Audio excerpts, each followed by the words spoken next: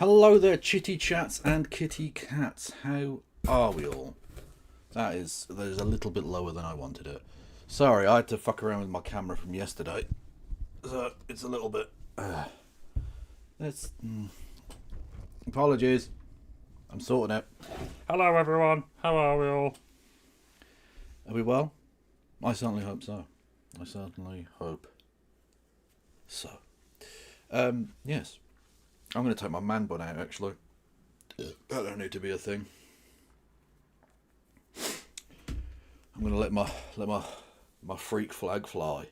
Because it is, dear chat, the simultaneous combination of two great elements of my life, okay? We have International Bisexuality Visibility Day. And the Rapture on the same day. Oh, it's the sweet spot for the Kev. Because if there's any cunt being left behind, it's this boy, motherfucker. How are we all? Are we well? My eye is proper red. Yeah, I don't know what I've done. I've fucked up somehow. Look at that. I don't know what I've done with it. It doesn't actually hurt. It's just a little bit sore. And it's not like, it's not either like weed related, because I haven't smoked in fucking months now, and it's not pink eye or anything, because my other eye's absolutely fine. I've just bollocksed up one of my eyes. I've got another one. That's why you give you two, isn't it? You can afford to lose one. It's like an arm. I've got another one. Who cares?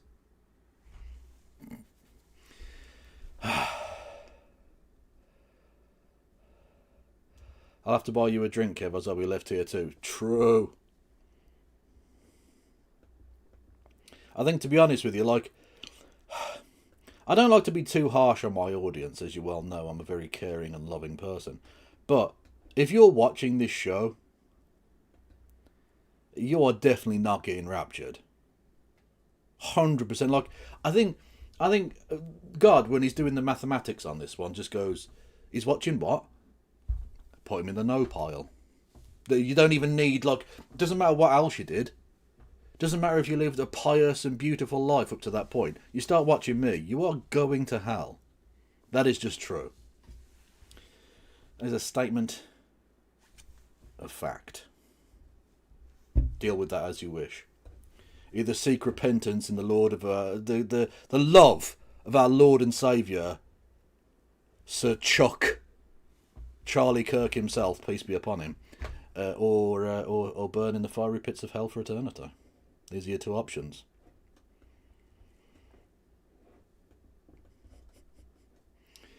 I was going to cover tonight Donald Trump's speech at the United Nations, because I don't know if you know, the United Nations meeting has started, and boy howdy, what a crazy speech it was. This said that the Mayor of London wanted to initiate Sharia law, because why not, I guess.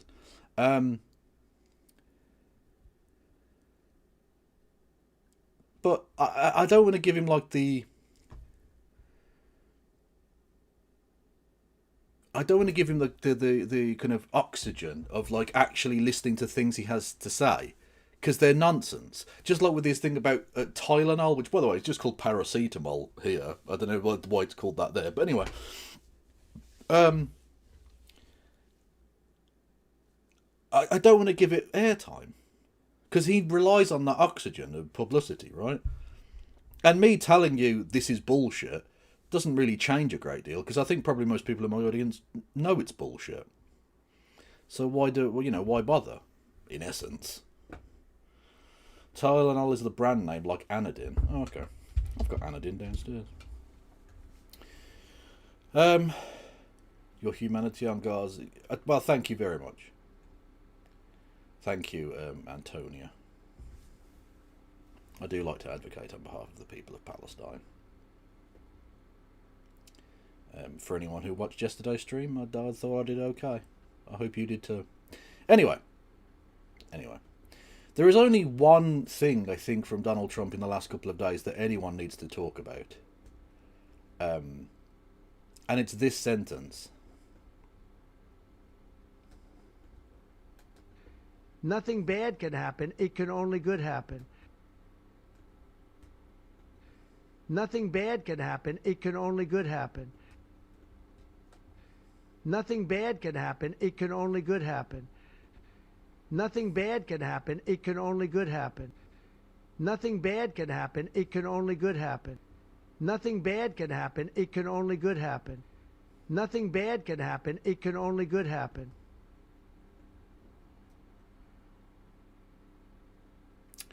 It can only good happen.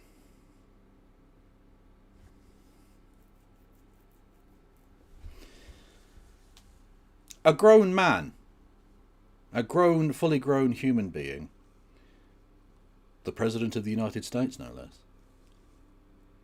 It can only good happen. It can only good happen. It can only good happen. Chat, save me. Save me from myself. I'm going to say things that are going to get me into trouble. I can only assume his mother took Tylenol during pregnancy. It's the only answer that makes any sense for why he would say... Nothing bad can happen. It can only good happen. It can only good happen.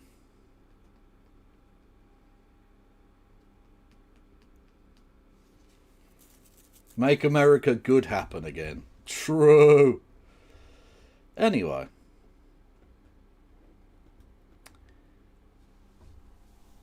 If you wanted to make only good happen, to me, the Kev, you can make good happen in the following ways.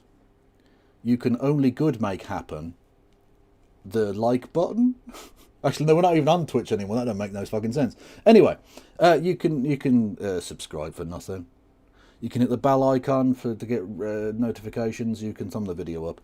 You can give me 99 of your finest English pennies to become a member, or you can gift memberships on that basis as well. You can do super chats, which I will read out as well.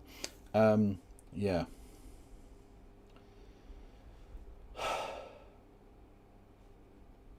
You can thumb in a soft one for the video. Every time I click on the bell and the video pauses, hey! That's actually pretty fucking good. I'll give you that one. That was solid work. Thank you. Because that's clicking on me, you see? Because it's very funny. Wayward, I'm not sure the things work. Do they? Do the icon thing work? I don't know. Oh yeah, they do in the chat. Oh okay, yeah, but it's not on the screen. On the screen it just says "fuck off, Rory" several times, which just seems offensive to me. I don't know why you're telling Rory Cats to fuck off. I don't know what he's done. I mean, literally for the last couple of years, nothing. For the last couple of years, he's been strangely silent on the topic. You know. Anyway. Fuck off, gay. Sorry, it's very funny when you see it like that. For the people. Sometimes it may be good, sometimes it may be shit. For any of the censorious people at YouTube who might take that thing on the screen as someone being very homophobic, it isn't. Because it's just the name of the thing. So if anyone's being homophobic, it's actually me. You know. Actually, there was one other Trump thing whilst I'm thinking about it. Because you said the word whatever, it sparked it in my mind. Where are we? I think I mentioned this briefly in passing on yesterday's show with Turn Left. By the way, everyone go and follow Turn Left immediately. Where is it? Where is it? Oh, I can't fucking find it now. It was Trump. Being just crazy disrespectful, really. Where is it?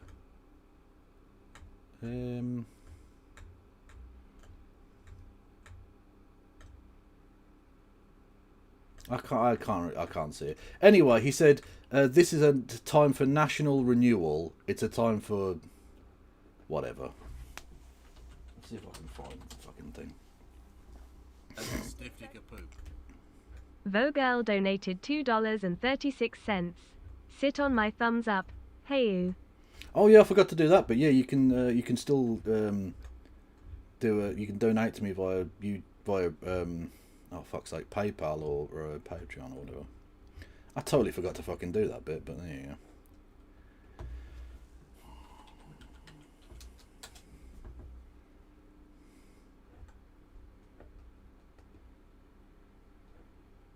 Ah, here we go.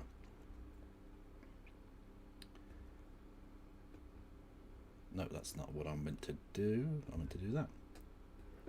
So, asked about Charlie Kirk's funeral and all that shit, he come up with this. Celebrate the life of a great man today. Really a great man. He's a young man, but a great man, and we look forward to it. It really is. We want to look at it as a time of healing, a time of whatever. That something.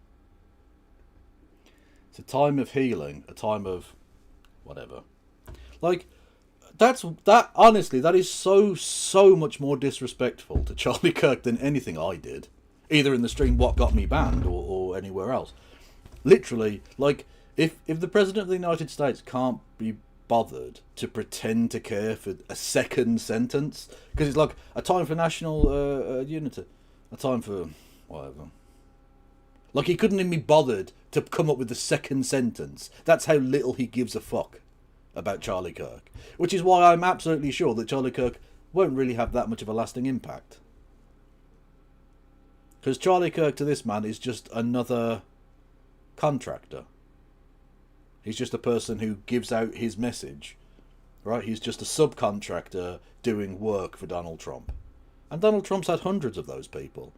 And he's not paid many of them at all. So he certainly hasn't cared about any of them. And Charlie Kirk is just another in a long line that I guarantee you, if you ask him in 6 months, he won't remember Charlie Kirk's fucking name. He'll call him fucking Chucky Cook or something. You know what I mean? Like, he'll just call him something completely different.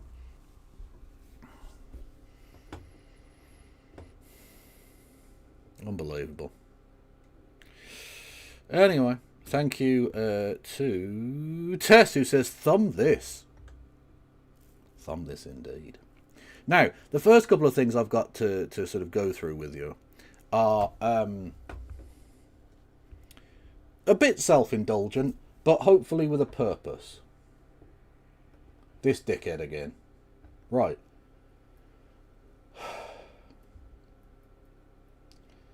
I feel like I do have to show you this, just for a couple of reasons. Firstly, the delusion is spectacular. Secondly, the title is Starmer building a real-life Avengers team? And then beautifully, Starmer forming socialist avengers, question mark. Socialist avengers. You know, the man who has governed like a complete fucking conservatoid for his entire time in office so far. Yeah, that guy's going to be doing socialist avenger stuff. Of course he is. Of course he is. That's the wrong way. That's the way I need to go.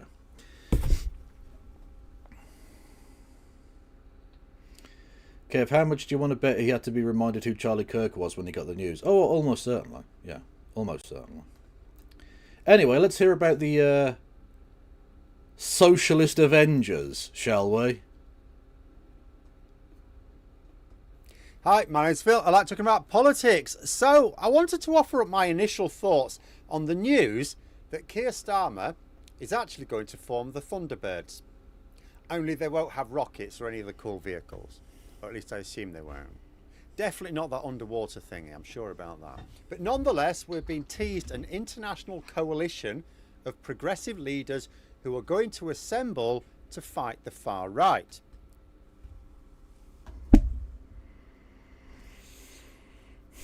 Let me tell you what this is going to be. This is going to be Keir Starmer Mark Carney of Canada, Emmanuel Macron of France, and one or two other assorted neoliberals pretending that they don't already agree with the far right or something, and it will have no impact whatsoever. Because, like, the idea that you would even call it progressive when it's fucking Keir Starmer doing it. Unbelievable. Oh, yeah, Donald Tusk. Oh, of course he's going to get involved. Naturally. Unbelievable. This is like pinging from one extreme to the other.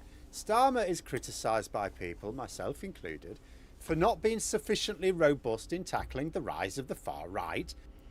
Do you criticise him for that? I don't see you do anything but lick his arsehole, to be honest.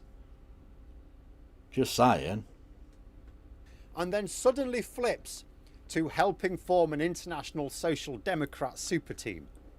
This Just imagine saying that sentence. Jesus Christ. Honestly, I would have to consider Roblox if I ever came up with a sentence as fucking soy as an international... What was it? International Coalition of Social Democrats. What was it?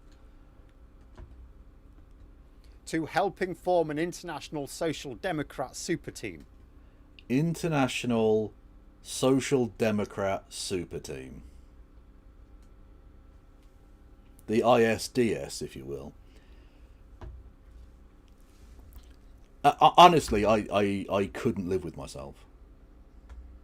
I couldn't live with myself. Is he the head from Art Attack? Oh! Jesus Christ! So, that's a beauty.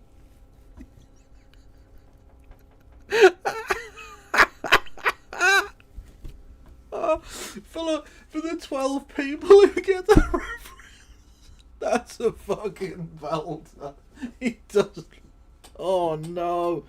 Oh, there's no coming back from that. Is he the head from Art Attack? Honestly, Neil Buchanan's bitch over here.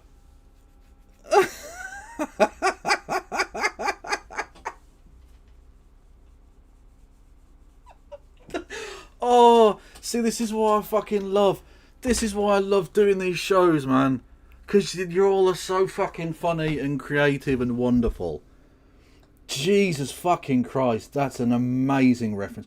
I hadn't thought about Art Attack in about 15 fucking years. And straight away, as soon as you said that, I just thought, he does. He honestly fucking does. Oh, fuck me sideways, that's amazing. Oh, you took me back to my youth. I suppose I should explain for the Yankoids. Art Attack was a show here in the UK, which was sort of about art, I suppose. It was essentially trying to make doing arts and crafts seem cool for the youth. You know, for the youths in the audience or whatever, right? It was a kids' show. And they had... Oh my God, I don't even know... Hang on. Do I put Art Attack head? Is that going to be... Is that problematic? That could be problematic. And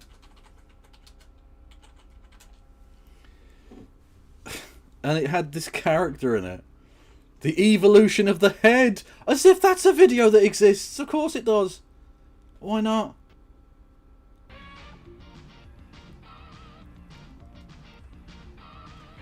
Oh, it's shit all over smart.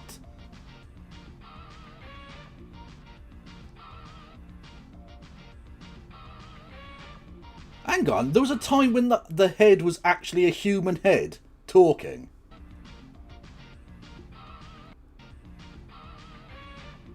What the fuck? I don't remember this. This would have creeped me the fuck out. This is the one I remember. Look at that. Animatronics and shit. Cutting edge.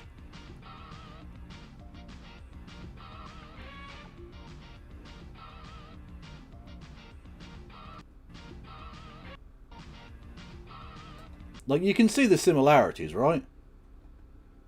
You can see the similarities. Hang on. Is that even centered properly? I don't think it is. There we go. There. Right. You know, hang on. He's kind of, you know. You can see it, right? It's not a million miles away. Anyway, so that's Art Attack. See, I've brought you some of the greatest shows of the 1990s. I've brought you... We did a whole fucking thing where we watched an episode of Brom. I wasn't even drunk, I don't think, that night, was I? Oh, Doka, well, you know what I mean. Shut up, Tess and Segway, you pricks. I'll fucking stab you in Minecraft. We watched an entire episode of Brom on fucking and I brought you Pingu related communism memes, you know, and now Art Attack. Art Attack head has let himself go. Well, true, but it was when he got me too, didn't he? Terrible. Round the Twist was a great show. That was a good show. True. This is intriguing. But first, for daily news and politics, please click the subscribe button to stay notified. So this news took me a little bit by surprise. Let me go through the timeline as I see it. The first thing to point out is that it isn't actually true that Labour haven't contradicted the Reform UK and Tommy Robinson lines. I mean, they have parroted them quite a lot, though. Island of Strangers and whatnot. Like, that's not something that people have made up. Kev, can you bring us the economy of the 1990s? I mean, that's how bad it is, that the economy of the 1990s, which was shite, is actually preferable. He does move like the Art Attack head. There have been lots of cases of Labour ministers in parliaments and other forums making it clear that genuine asylum seekers are not illegal immigrants, that they deserve dignity from us, that they... True, but like if you go to fucking Dickhead's feed here, Keir Starmer's feed, it looks like a far-right feed, where it's just videos and him going, if don't come to this country illegally, we'll send you back. We're the bestest, best. Because we're fantastic at fucking over the immigrants. Immigrants are bad. Smelly, dirty immigrants. I'm paraphrasing, but you get the idea. That's all he fucking posts most of the time. He couldn't even be bothered to go to the United Nations. He couldn't even be fucking bothered. The lazy cunt. You know, that we shouldn't use flags to intimidate. They've absolutely called out every single one of Farage's madcap schemes for being both economically illiterate as well as essentially racist. Whoa! However, have they called them racist? I don't think they've called them racist. I don't think they've done that at all, because they're trying to court his voters. Even though his voters think he's a communist. Although that word has lost all fucking meaning. Completely lost all meaning. I don't know if you saw this absolute belter. Can Kamala Harris just fuck off forever, please? Just fuck off forever. Forever. A tyrant. We used to compare the strength of our democracy to communist dictators. That's what we're dealing with right now in Donald Trump. And these titans of industry are not speaking up. Donald Trump, a communist dictator. Like, you know, they've clearly taken on board this criticism from the right that you can't just call everyone a fascist. But that doesn't mean you have to call them a communist either. Because that's, like, obviously not true. At all. Can you go back to silence, please? That would be preferable, I think. have the public heard Labour saying this? No, not really. Because it's not enough to whisper these things and say, well, I said it. No. You need to be shouting it from the rooftops. A political group which says something which isn't heard by those members of the public who need to hear it is either just paying lip service as a tick box exercise, which is exactly the case with Labour, obviously, or they're simply ineffective. I'll give you... They are also ineffective, but, you know. Another example of this. So in the Guardian's article on this quite interesting development, It's it not reports that interesting. Starmer- It's not. What is interesting about this? He and some other neoliberals, who are the very reason why we have a rise in fucking fascism to begin with, for fuck's sake, are going to pretend that they're not racists and then try and do what exactly? How are they going to take on the far right? They are the fucking cancer that needs to be cured. Fascism cannot die whilst these people and their political movement, not the people, their political movement lives. Keir Starmer and his brand of bureaucratic managed decline are the reason that fascism is on the rise. He is not the answer. He is not the antidote. He is the poison.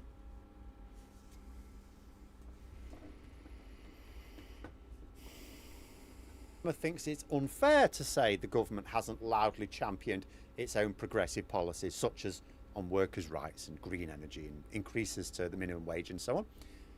This is just being defensive. It is objectively the case they haven't loudly championed them. How can I say this definitively, objectively, that this is the case? Because most of the public don't know about them. They don't know about the workers' rights. They don't know about the clean energy plans. They don't necessarily know that the minimum wage went up, even if they're on the minimum wage that much. Not a lot of people really pay attention to their pay. What they pay attention to is how much of it is left at the end of the month, right? This isn't a matter of debate. If the public don't know that the government is doing a thing, then the government, by definition, has not been explaining it loudly, right? The person putting See, out... this is your problem. You think it's that they're not explaining the situation well. And it's not that. It's that they're really bad at governance. Partly because they don't really believe in governance, practically speaking. Hang on. Oh. Trying to sort the fucking angle of the camera. I knew I shouldn't have moved it fucking ad hoc yesterday. What a load of bollocks. That hasn't fucking helped at all. Hello. Out the message is not the judge of how effective that message is, right? It's the target audience. Last year, Starmer said that Labour will judge their economic progress based on how people feel it in their pockets. That is a good policy. They need to extend that to everything else. How can you tell that your messaging has been loud enough? Because the people who need to hear it heard it. The people on the street know about your message. That is your test. Stop being defensive when you're shit and get better. Remember the adage, the difference between an expert and a novice is that the expert has failed way more times. But the way you become expert is not simply failing. You have to learn from the failures and get better. Okay, but again, you think it's just the messaging, rather than the fact that the thing that they're trying to do is bad. Because by and large, the things they have tried to do are bad. People didn't just oppose the winter fuel stuff or the fucking cuts to disability benefits because of the messaging. It was because the policies were disgusting. Like, you can try and polish any turd, but some turds will always just be turds. Being defensive about them teaches you nothing. It just means you'll repeat the same mistakes. So for much of the time, Labour have certainly been calling Farage and Reform UK out, but they've been whispering it under the door rather than shouting it through the megaphone. No, what they have been shouting through the megaphone is the same kind of racist trash about how immigrants are bad and nation of fucking strangers and all of that shite. Oh, and I've got 74 billion flags in my house. And I've got flag bunting. Oh, I've definitely got flag bunting in my fucking house. Shut the fuck up, man. Then, after the Tommy Robinson holiday fundraiser in London, Starmer issued a strongly worded statement against people using our flags to intimidate and divide. It took a whole day to do it, but it came. Then the next day, we're streeting one of Starmer's attack. Let's ignore that then. Dogs promotes the message more widely in the mainstream media. Now, was this a tick box exercise to calm the backbenchers down? Yes. That. Because he knows he's going to have a hell of a time trying to keep them in order during the upcoming conference. He knows he's hated, even in his own fucking party. So he's trying to appear to be not that person anymore, while still remaining firmly that person forever. Or was it the beginning of a change of approach? Because it needs to be a fundamentally different approach here. I've said that Labour really need to be more combative, and Starmer in particular. Forget about all this Michelle Obama high road bollocks. Politics has moved into the post-truth phase here. That doesn't work. Nobody's on the high road to listen to you. If you take the high road, you're talking to no one. We're all in the... How is he... I like the idea that you think he's taken the high road. This has been one of the most corrupt shithouse governments ever. This is him taking the high road. Are you mental? Are you mental? The gutter scrapping like street urchins. Like when Farage announced his new monstrous plan to wreck the UK again yesterday, both Labour and the Lib Dems lined up to attack it, but in the weakest way possible. They just talked about it. Oh, he's not really workable, is he? A very silly man. Weak, patronising. You're not convincing anyone. Let me tell you what they should have done. Starmer, David, Reeves, all of them, right? Come out, say this plan of Farage is just a reheated version of what the Tories did after Brexit, because it is. And say...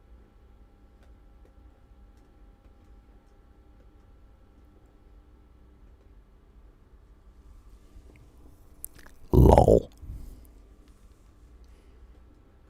Oh, when the Tories tried it, exactly the same thing, right? What happened to immigration? Did it go down? No, it went sky high, didn't it? He's trying to pitch it as a new idea, but it's the same one Priti Patel implemented to great disaster. Also, while we're on the subject of that maladjusted frog, what about that 7 million quid hole in his party's accounts, right? Do we have an answer yet as to why he lied to his constituents about the tax fiddle with his house in Clacton? Who paid for it? Because it wasn't his partner. Has he said he's paid for it yet? Also, Farage is a tosser. Come at me, bro. Why did he vote? Like, it's not remotely wrong. It's not remotely wrong. But that was the most unconvincing come at me, bro, I've heard. That was the political equivalent of the Black Knight from Monty Python, with his arms and legs and body cut off, going, come at me, bro. I'll bite your ankles. Like, okay, cool. Against the workers' rights we're passing. Why is he against the boost to minimum wage and pensions? Why is he against the return of the shore staff? Because he's a fucking uber-capitalist gobshite who doesn't give a fuck about the country. Yeah, we know. I'm already aware of that. Art centres. Why is he against our move to supply cleaner, cheaper energy? Absolute tosser he is. I guarantee if Starmer comes out and says that, or words to that effect, he's not going to say that. Come on me, bro! Someone clip that. That would capture the news headlines. That would paint him in a much better light with the public. The public wants a leader who's prepared to scrap, right? Yeah. But anyway, not sure I see him coming out. No, he's not going to do that, because Keir Starmer has all the scrap in him of, like, an empty scrapyard. I'm honestly the worst in the world at this.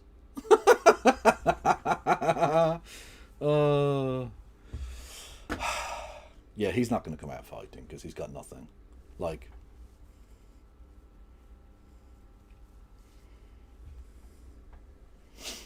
You know, I know they say it's not about the dog in the fight, it's the fight in the dog.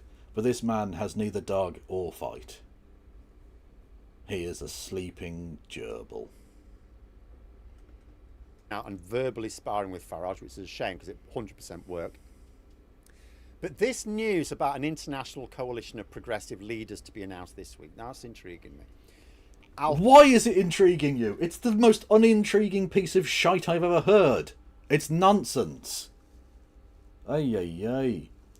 Okay, for real, why is it briefcase and not suitcase? Fogel, you've been around this channel long enough. We must have explained this to you, right?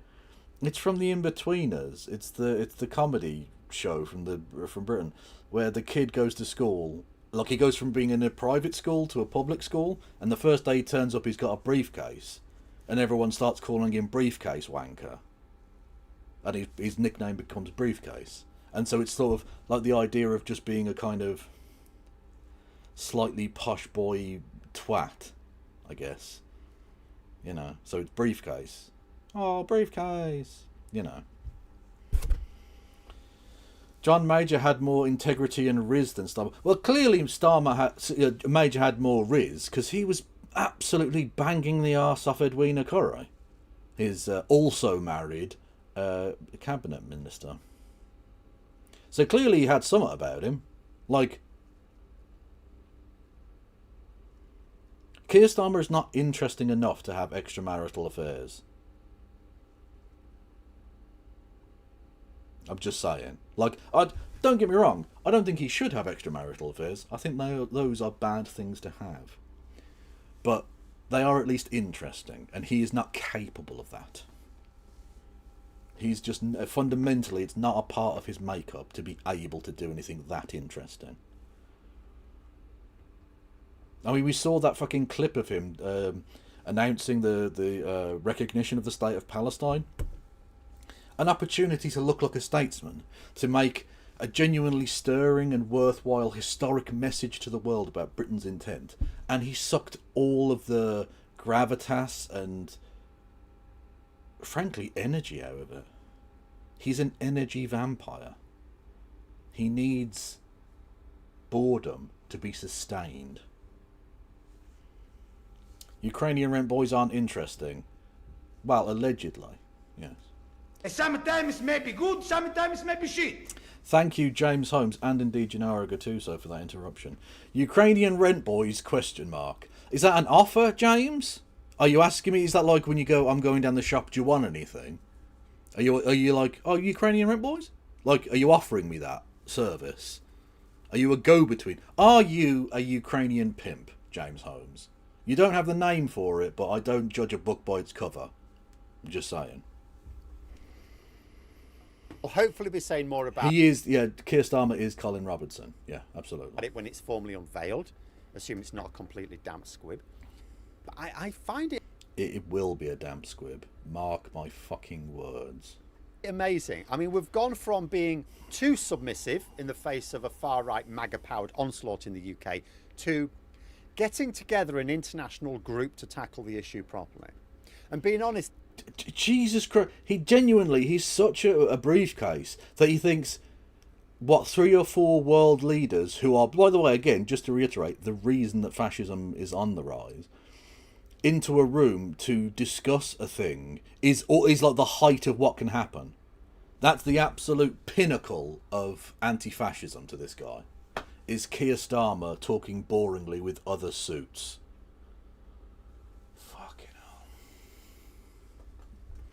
Speaking of anti-fascism, Israel might be getting kicked out of world football tonight. They are having a vote on that at certainly at UEFA, which would mean they would be kicked out of FIFA basically as well, which would be fun. That would be cool to do that. I mean, 2 years too late, of course, but, well, ironically, 70 years too late. But regardless, it would be good if that did happen, you know. this is not a problem we have in the UK. It is an international problem. The people funding and coordinating with Tommy Robinson and Nigel Farage, there's Americans, there's people from other countries as well around Europe. It is international. The far right exercise here is international. So the response ideally is international as well. This could be a really good move if the leaders involved really put their shoulders. Has it happened yet? Not as far as I'm aware. I don't know when the vote actually happens or when you know if they'll announce that at some point. It would be good to see it happen, but yeah. Behind it. Starmer is preparing a speech where he's going to aim to say that his government will lead a fight against decline and division. I like the sound. See, that's fun. Don't get me wrong. It's good that he's saying that. But why is it taking you over a year to say that you want to be against division?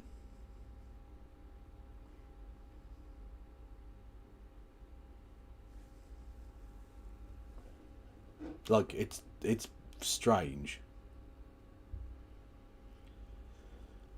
The World Cup is just going to be Israel and the US, and the US is going to let Israel win. True. Well, that's sort of the ironic thing in some respects, is that they'll get kicked out of the World Cup, Israel, potentially tonight. But they weren't going to qualify anyway. So, but it will be good just to get rid of their fucking teams from the European competitions, because there's no way they should be allowed to. I mean, for a start, just on the basis that they're fans of violent racist lunatics who go around Europe being cunts. Although that would rule out a lot of teams, actually, but especially Israeli teams. Yeah, there's trouble wherever they go because they're wankers, so kick them the fuck out. And of course their government's doing a genocide, so maybe, you know, it's not up to UEFA and FIFA to end genocide. It is up to them to not co-sign it, you know. Down to that. However, I have a few thoughts on the notion. First, don't make the same mistake as the Democrats last year or the Remainers in 2016. A campaign has to have attacks on your opponents, absolutely, and they need to be good ones. But it has to have a message of hope under your leadership as well. Where the Democrats went wrong last year, it was all warning about what Trump was going to do.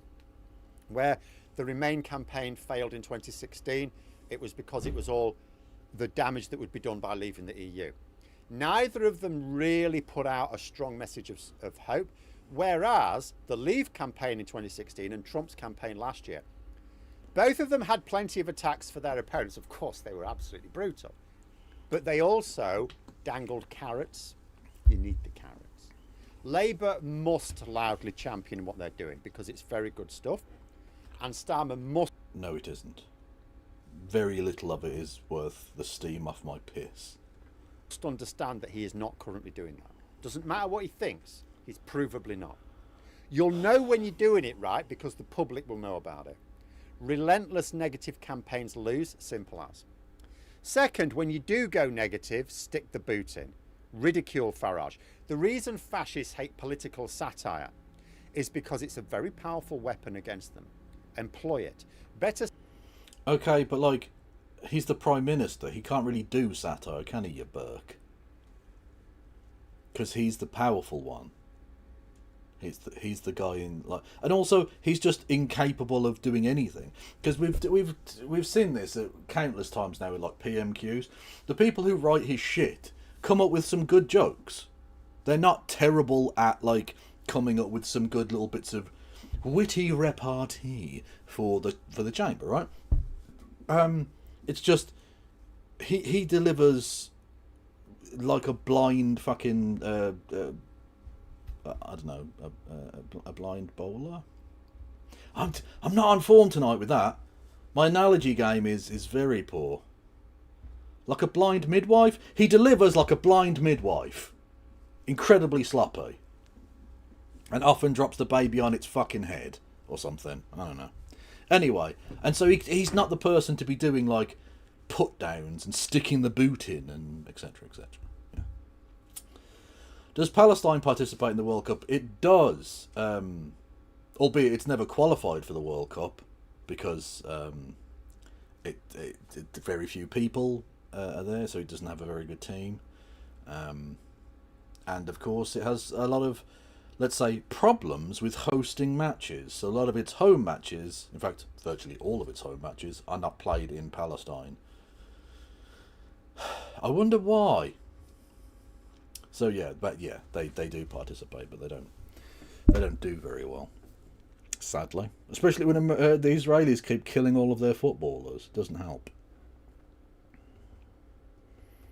Still employ people who can help you employ it. You know, gag writers, get them, right? You want people who can fashion the phrases which will puncture Farage's ego and provide really good sound bites for the media. We know he crumbles under pressure. We know he's thin-skinned. Take advantage. Shit talk. Hang on, was those last two sentences about Starmer or Farage? Because it would apply to either. Talk him 3 times a week. Really go for it. Gloves off. You don't have to be rude, right? I'm not suggesting Starmer tries to become a verbal street fighter. He probably can't pull it off. but a few well-chosen lines which keep putting the pressure back on Farage's dodgy Shut the fuck up, behaviour. 255. Feel free to mention their broken promises at the local government level as well. Don't just arrange press conferences to talk about what Farage wants to talk about, whether you're shit talking him or not. Use them to really talk up the government's work, announce things, unveil things. This idea they had in opposition of under-promise and over-deliver, it's a fine idea, absolutely works at the time, but now it's not working, is it?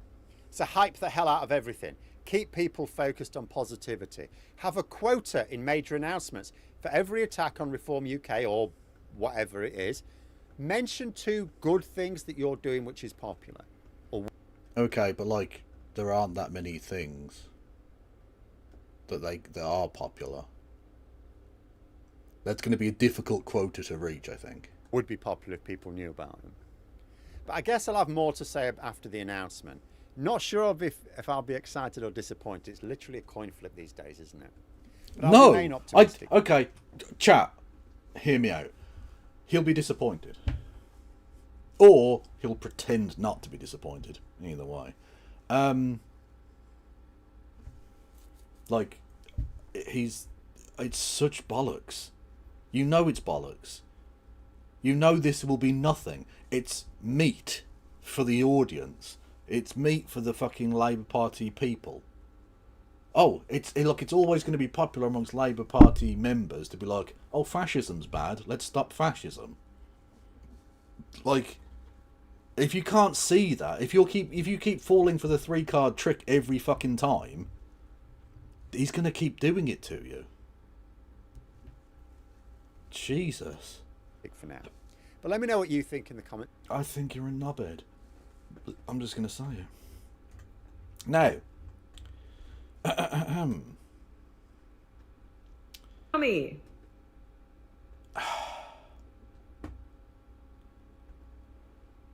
Content warning. Content warning. You have been warned contentedly. That's not what that phrase means, but anyway. Content warning. For talk of sexual assault. That will be being discussed during this. Okay? You have been warned about the content. Your content warning. So, the person you see on screen here may look familiar to a number of you, especially if you're old-time viewers of the Kev, because I've focused on this person a little bit in the past. And while they've largely gone under the radar of the last few years, they have cropped up once or twice. Their name is Lauren Southern. They are, or I suppose were, a fascist, propagandist, piece of trash. They then tried to sort of come back and rebrand as a sort of not fascist or whatever, and I don't know if that's exactly where they're at politically. I don't really know where they are at, because I haven't heard them say or do anything for a long time. Anyway, this person, I do not co-sign in any way whatsoever, but it does appear that they may well have been the victim of a rather serious crime by a rather serious criminal. In her book, she outlined an occasion where Andrew Tate, the far-right piece of trash who is currently under house arrest in Romania on charges hang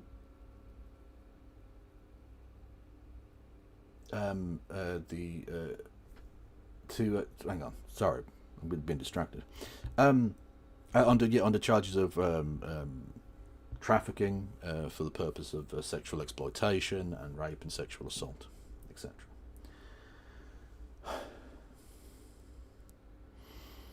Anyway,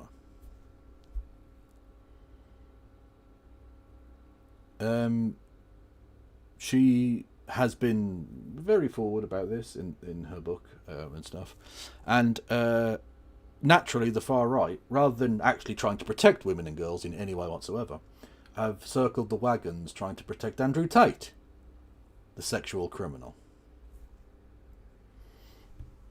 The Tommy she refers to is Tommy Robinson.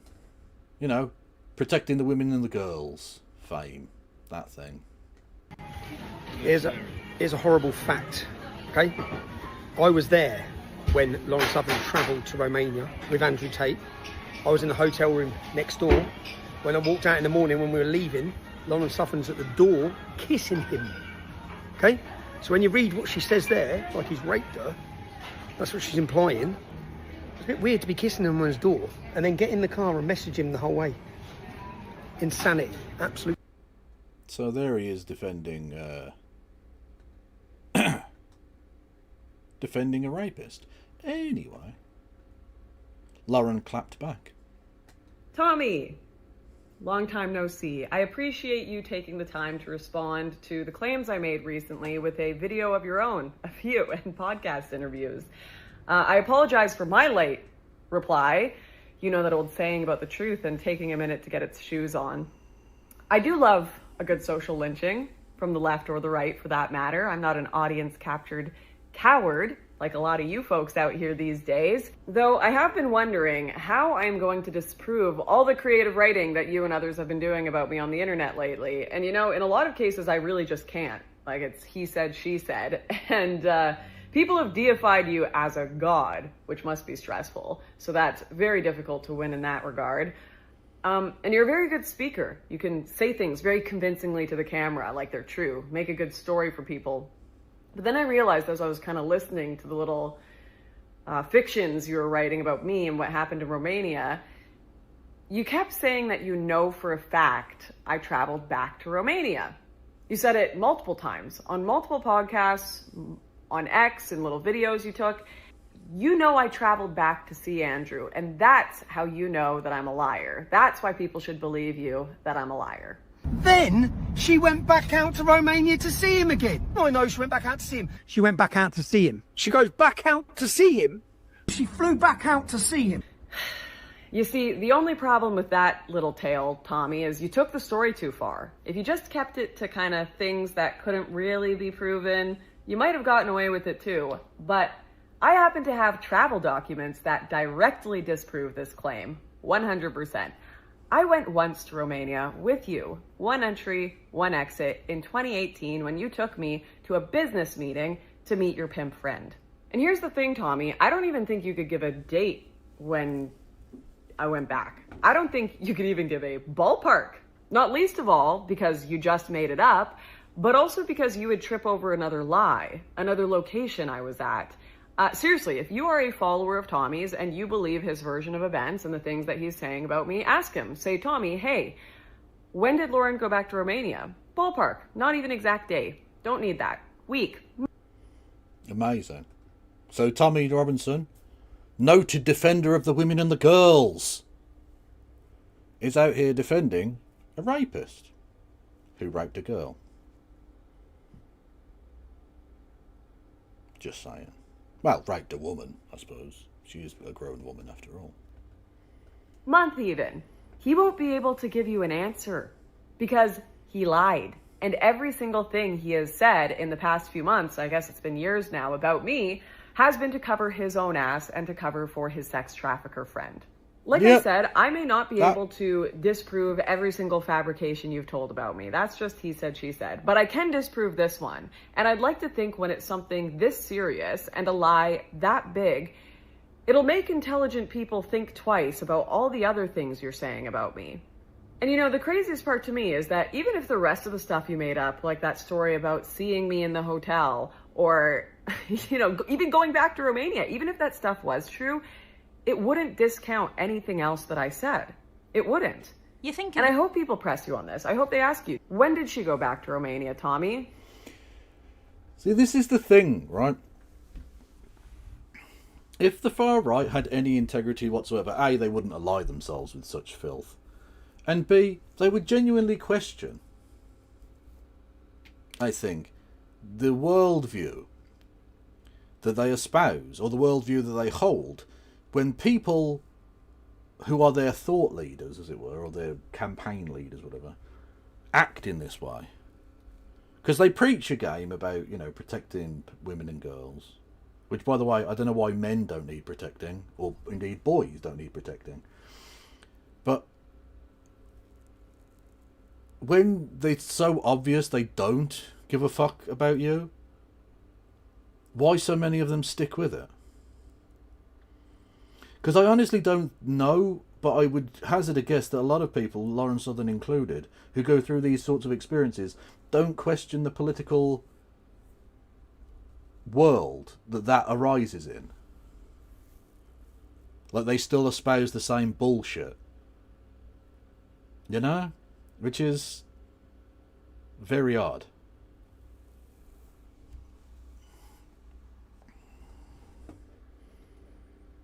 Even better, what was the first thing she said to you when you saw her in the taxi in the morning? Why won't you answer that? Because this is serious. It's not just about us. There are 40 plus victims, known victims, women and girls, British women and minors, the very people you claim to protect. This isn't just about our egos or our reputations. This is a much bigger case than that. Like, seriously, if you're watching this, forget about me. I'm a mess. I'm a mess. I mean, obviously I've seen all of the crazy stuff about myself on X, on the internet, of course. And, you know, I'd say a good half of it, if not more, is just unhinged creative writing to obfuscate from some of the more serious claims I've been making over the last bit. A lot of it being pushed by people directly getting paid by the Tate brothers, by the way. But anyways, the point is, regardless of what you think of me, you can think I'm an absolute unhinged mess. That's fine. I probably am to a degree. Regardless of that, you are being lied to. You are being lied to by people who are stealing your money, defending sex traffickers and covering up their crimes, and who have very different missions privately than what they are telling you their missions are publicly. And there are a lot of people at the forefront of this political world who are just using you. And I see... See, this is where you wanted to come out and say something a little juicier than that. And be like, this is these are the people, and this is what their actual goal is. You know? Is Kev not on Twitch tonight? Kev is not on Twitch tonight, or for the next 5 nights, I think it is. I got a ban. I got a week ban for being too damn sexy. So many people walking into it just without questioning. Oh, they're not the mainstream media, so these people would never lie to me. What do you mean? And hey, Tommy, once again, let's address another little claim you keep making. Andrew Tate's attempted takedown called Hope Not Hate. I know that they pay people tens of thousands of pounds. They liaise between the media and the person. So they'll go give a girl 20 grand. Then they'll line up BBC to interview the girl. So BBC's hands are clean. They haven't paid anyone. I'm sitting talking, I think, how much have you been paid? They pay the girls. And I guarantee you they've been in contact with every girl Andrew Tate's ever contacted. I guarantee you. You keep saying on all these podcasts that these 40 plus women are being paid off. Everyone's being paid off, obviously. How could it not be? These people are such scum. They really are. If a Muslim had done 1/10 of what Andrew Tate has done, 1/10, there'd be a lynch mob after him, run by people like Tommy Robinson and the Daily Mail.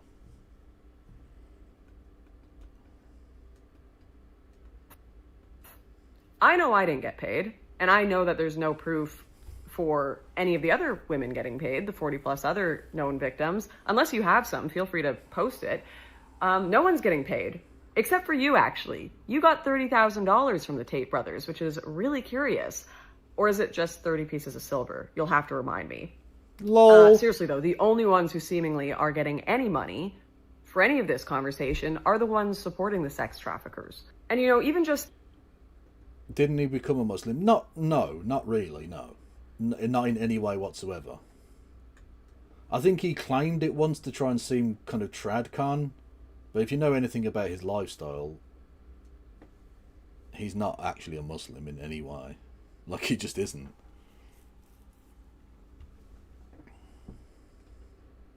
The whole notion or idea that this was like a setup or a hit job by these left-wing NGOs is so absurd when you actually take more than 1 second to think about it. Like, were they clairvoyant? I need you to explain this to me. No one knew who Tate was back in 2018 when you took me to see him for this business meeting. And yet, that same year, I go and get a hospital report documenting strangulation 5 years before it would be reported publicly that that was what he did to other victims who, like, there are reports back before he was even on Big Brother. Wow, that is fucking mental.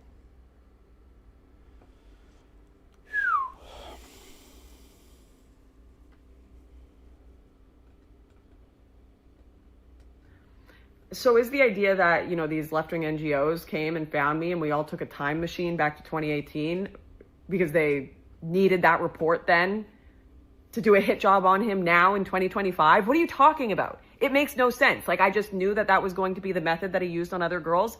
And lastly, let's touch on the fact that you brought me out to Romania under the guise of a business meeting to meet this guy, Andrew, that you claimed was a stand-up dude and was totally going to invest in this business project, this, you know, what was it called? The Front, the kind of media project that we were going to work on together.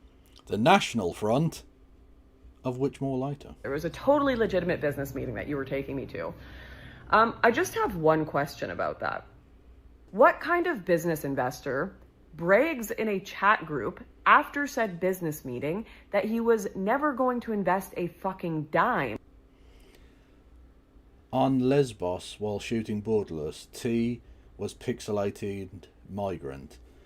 She came to Romania with Tommy Robinson to talk to me and BNM about cash for Borderless. Year ago, I'll get pics from other phone. Did you support? She did a good job there, and all things being equal. Do pimps give girls money? Yes or no? Only to women who get them paid. Laugh. Biz meeting. We didn't invest a fucking penny. Dropped her at her hotel, invited her out for a steak. She came, then club. She came, then house. She came. Only if she's faithful and multiplies it. Blah, blah, blah. Yeah. Because he's a pimp who doesn't give girls money. Maybe someone who was never a business investor in the first place and was actually just a pimp who was never going to invest a fucking dime. I know, wild theory. So, I mean, it would appear that Tommy Robinson might have done a bit of sex trafficking there. He may have delivered unto Andrew Tate yet another victim. A Canadian, not an American. A Canadian on this particular occasion. Sex trafficked across borders so Andrew Tate could rape her.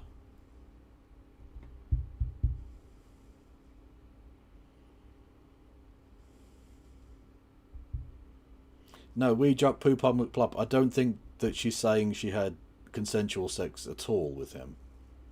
She's saying that he assaulted her.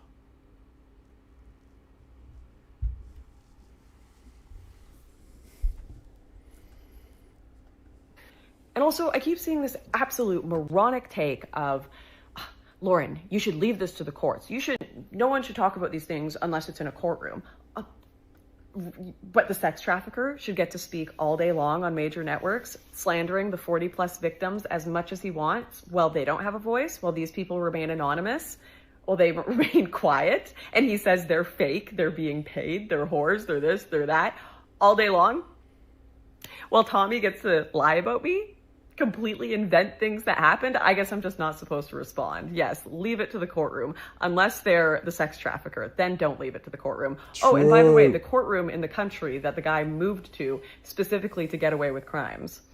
The courtroom where even if they ruled against him and all of his supporters would say was just a Matrix attack. Of course, if it ruled for him, they'll be like, this was justice served. It's like Schrodinger's effing Matrix. Good thing happen, not Matrix. Bad thing happen, Matrix. Such unbelievable... Right, but that's the same with all right-wing shit, by the way. If the news is good, it's real. If the news is bad, it's fake news. If the news makes Trump look good, then it's positive and awesome. If it doesn't, it's fake news invented by insert X group of people here.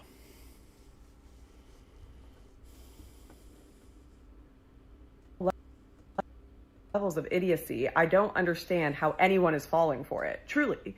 Anything I can do to bring people closer to truth is a good thing. And not just for the girls, for the men too, for this entire space. Like all the guys that are getting rug pulled, having their money siphoned out of them in these fake fundraisers, these fake courses.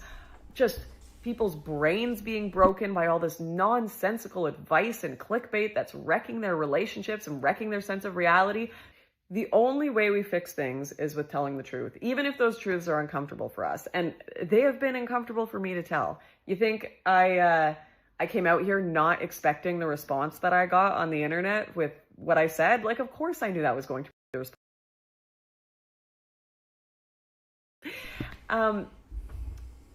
Like, you don't get to question the gods of materialism at your time and get away unscathed. That's not how it works.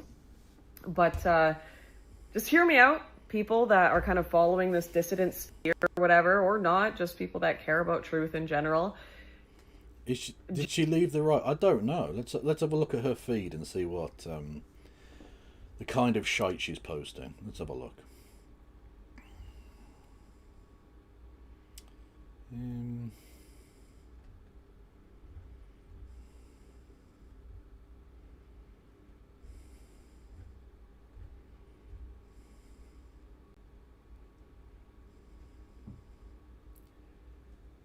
What's Destiny though? I mean, what the fuck?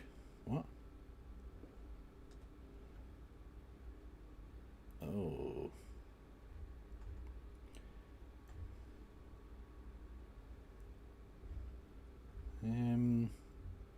It's mostly just about this at the minute, but let's scroll back a few more days and see if we can actually get to anything.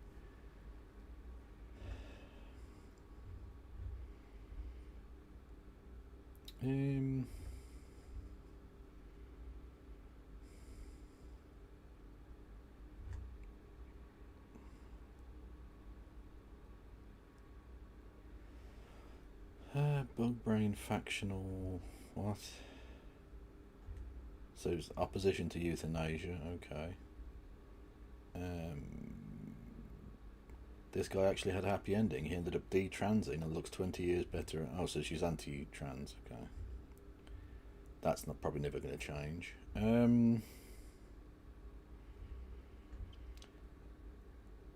Oh, and she's still doing the no one in the First Nations ever actually got killed. They're all making it up bit. No, she's still on the right. Yeah. She's retweeting end wokeness. No, she's still garbage.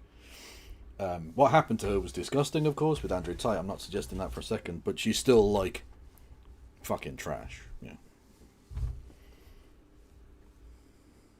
Just because they're the opposition to what the mainstream is perceived as doesn't mean they can't be corrupt too, you know?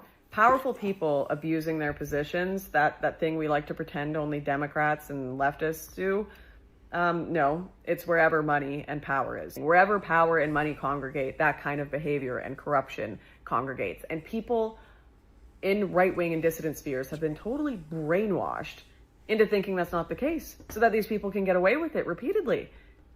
It's been crazy work to watch. Anyways, Tommy, back to you.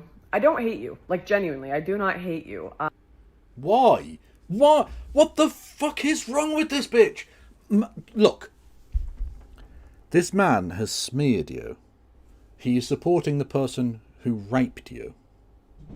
He is covering for the fact that that person raped you, to try and make sure that they never see justice for the fact that they raped you. And you're like, I don't hate you. No, I'm cool. We're cool. I don't care. That's fine. Whatever. What the fuck, man?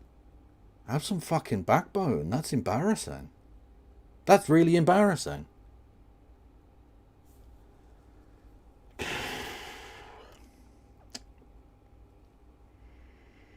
Unbelievable. Spectacular stuff, really.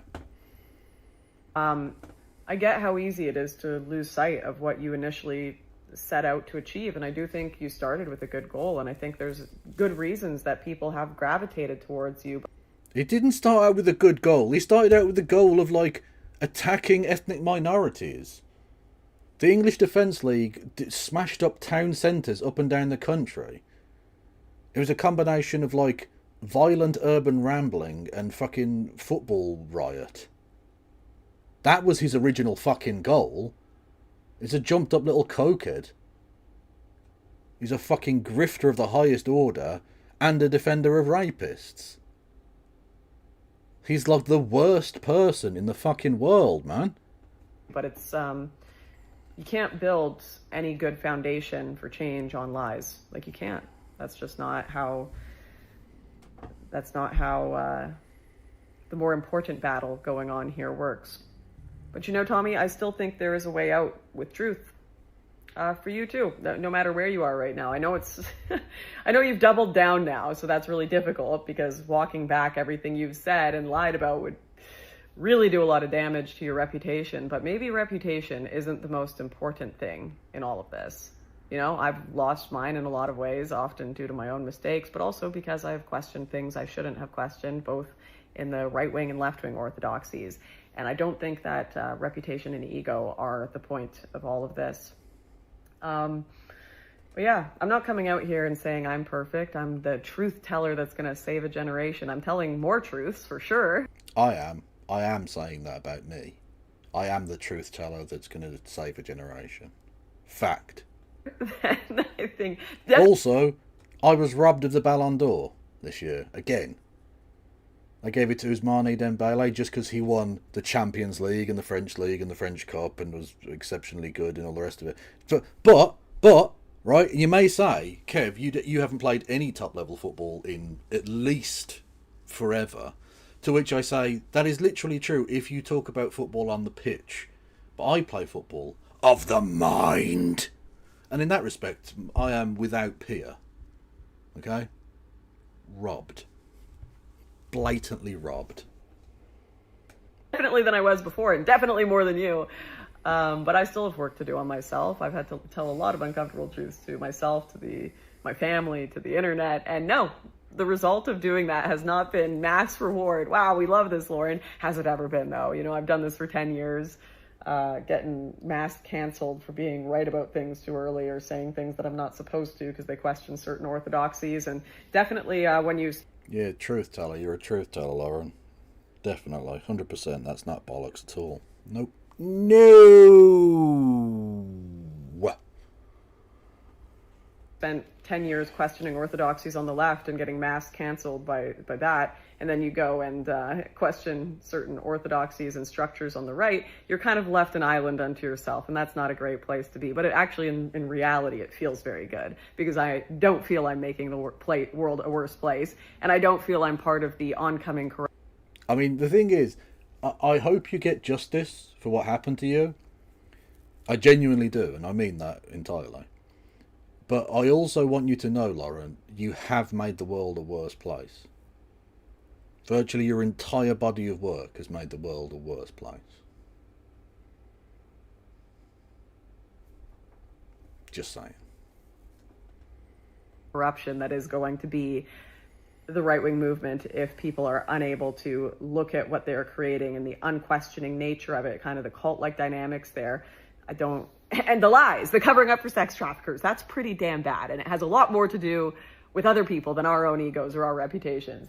So I don't really want to be complicit in that. And if I can push back on it, that's good. That's good. Feel free to cancel me, make up all the rumors you want about me. I'm not sure there's anything left to make up about me. Like, my goodness, the things I have done based on what the internet think. Wow, I've been a busy lady. This will all eventually go to court anyways, and maybe people will take it a little more seriously then. That is true. Destiny does deserve condemnation for using her for sex. But what I will say is that when it comes to Destiny, when it comes to Des Tiny, at least that was consensual. Like, it's still skeezy, sure. But in the pantheon of... A pantheon is probably not the right word for it. The plethora of sexual improprieties that Mr. Tiny has engaged in, this one isn't high up there. Because again, it was consensual. Just saying. They call him Sex Pestiny for a reason.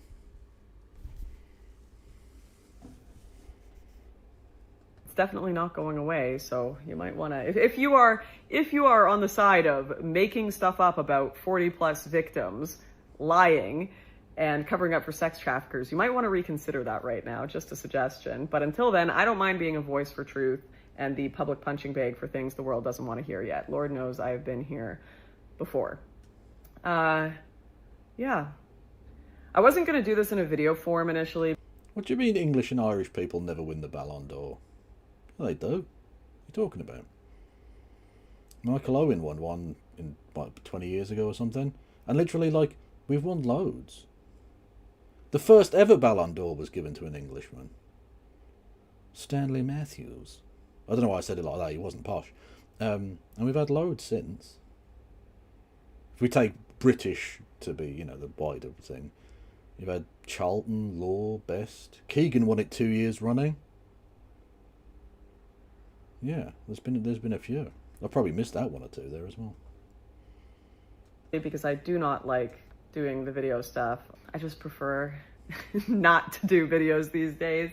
But most people don't read, and I get it. We just want kind of the easiest to consume information, and I do think this is important enough that it's worthwhile to make it easy to consume. But for those of you who do want to delve deeper and kind of see the evidence and all the stuff I'm talking about, I did write a very long Substack with multiple parts that you can check out below this post.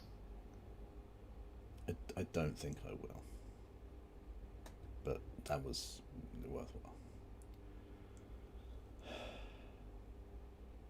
Did I name them all? Oh, okay, well, there you go.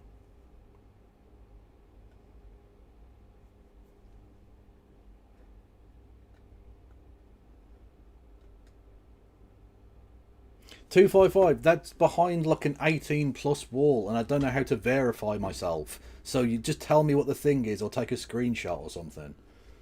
Because I don't know what else to say. Okay? But you know who does know what to say? You know what... You know who does know what to say? Nothing bad can happen. It can only good happen. But with nothing bad can happen. It can only good happen. Nothing bad can happen. It can only good happen. Nothing bad can happen. It can only good happen. Nothing bad can happen. It can only good happen. Nothing bad can happen. It can only good happen. Nothing bad can happen. I bet you hope can happen. It can only good happen. That the Nothing rapture bad happens. can happen. It can only good happen. Nothing bad can happen. It can only good happen. Nothing. Nothing. Nothing. Nothing.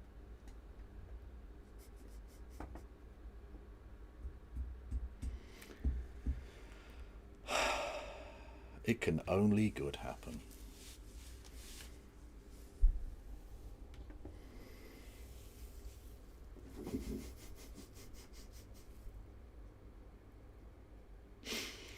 Shearer didn't win. No, he didn't win a Ballon d'Or, that is true.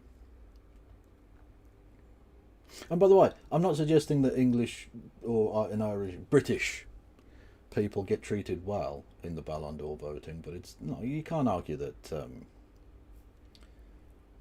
you know, that we haven't had any. Plus, it's a lot more difficult now, of course, because it wasn't until, was it 92 or something, that they allowed non-Europeans in. Like, imagine how few England would have won if Pele had been around for the Ballon d'Or. But he wasn't eligible. And neither was Mario Kempes, or Ricky Villa, or Ozzy Ardiles, or Maradona, etc., etc., etc. Because they weren't European.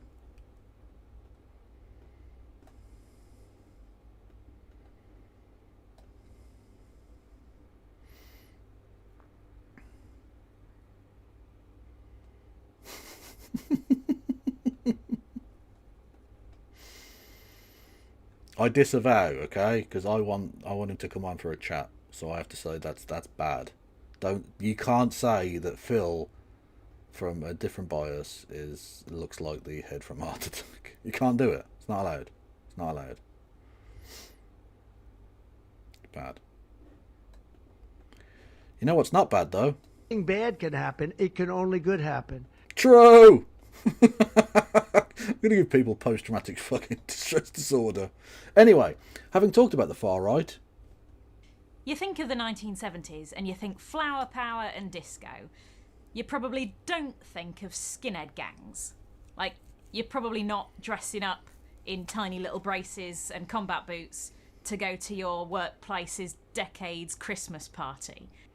And it's such a shame to me that the skinhead thing became synonymous with fascism.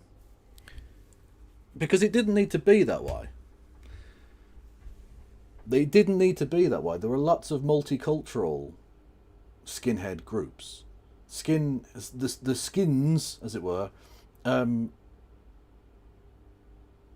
real melting pot in some respects. But like as always is the case, fascists go in there and try and take over a subculture. It's what always happens. You know?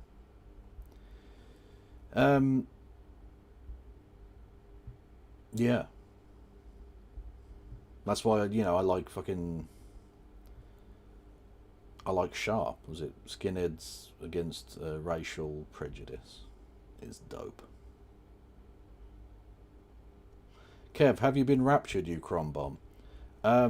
No. Although, if anyone wants to admit, before the rapture happens, does anyone want to admit that they've got a crush on me?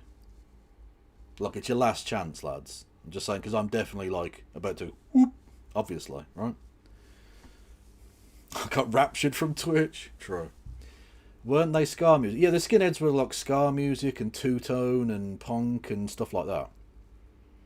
Yeah. Reggae, that sort of stuff.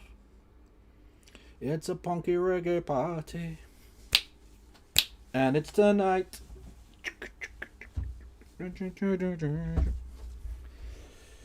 One of the great man's underrated songs in my book.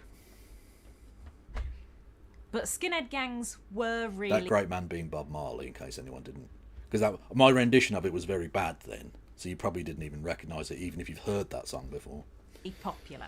The National Front is a fascist political party in the UK that was founded in 1966. Not to... You see, that's why I did that joke about the National Front when she said the front in the... Anyway. Be confused with Le Front National, which is a totally different party in France that makes it really hard... Yeah, totally different. No, it's totally different.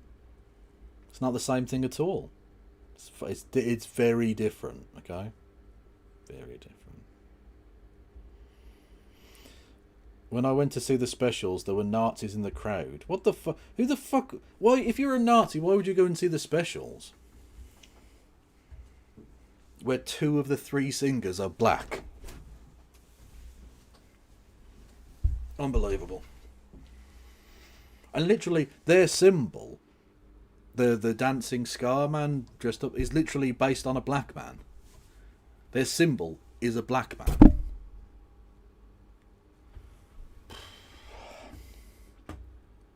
Anyway, we're currently watching Jay Draper, who's awesome. If you like history and cool history and good politics, go to Jay Draper's channel. She's awesome. This is called How to Beat the Fascists. Sorry, How We Beat the Fascists Last Time, the London History Show.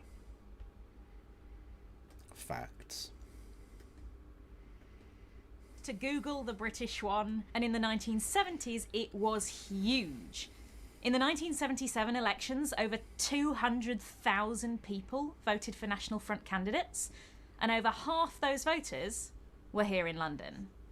A survey from... To be fair, 255, I don't... this is going to sound a bit... getting into the weeds on this one, but like... I'll just read it. 255 says, personally, I think it's very hard not to be exclusionary when you're telling people in your group how to dress. I don't think anyone was telling people how to dress. They kind of coagulated as groups socially because of how they dressed. It wasn't that you had to, like, you know, if you wore one thing one time, it was like a terrible evil crime and you would never allowed back in. It's that people who dressed that way and were in that subculture, you know, were drawn together by that. So you're sort of putting the cart before the horse. People weren't telling people to dress any way. It's that they dressed that way and therefore came together, so to speak. Is the orange man still in the country? No, Trump has left the country at this point. Trump left a few days ago. He was only here for a couple of days. I think both the Americans and the Brits wanted that visit over very quickly, because it usually drags on a little bit longer than that, but he was here 2 days and then he was gone. which I don't think people were that upset about, in all honesty.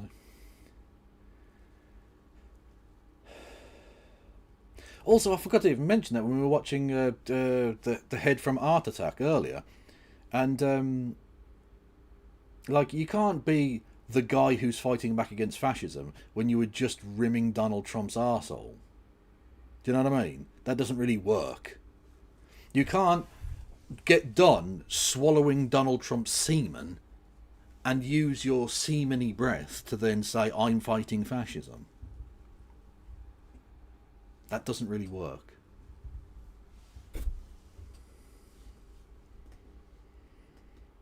In 1978 found that 1 in 7 young people were willing to support the National Front, and in the 1979 election they fielded 303 candidates, enough that...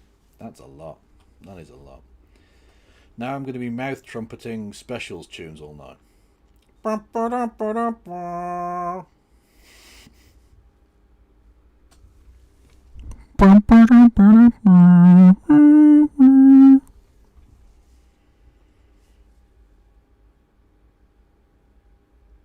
I'm just saying.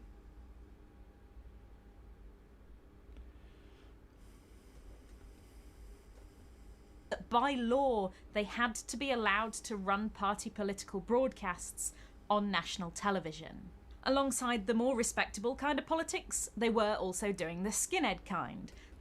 Lip up fatty man, lip up fatty reggae, reggae, reggae, reggae.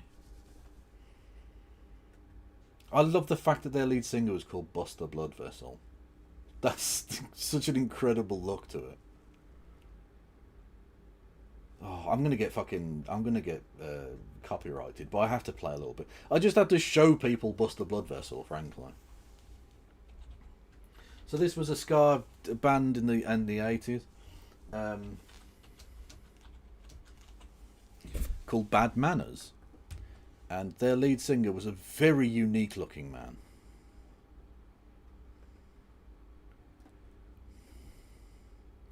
Is YouTube gonna play for me?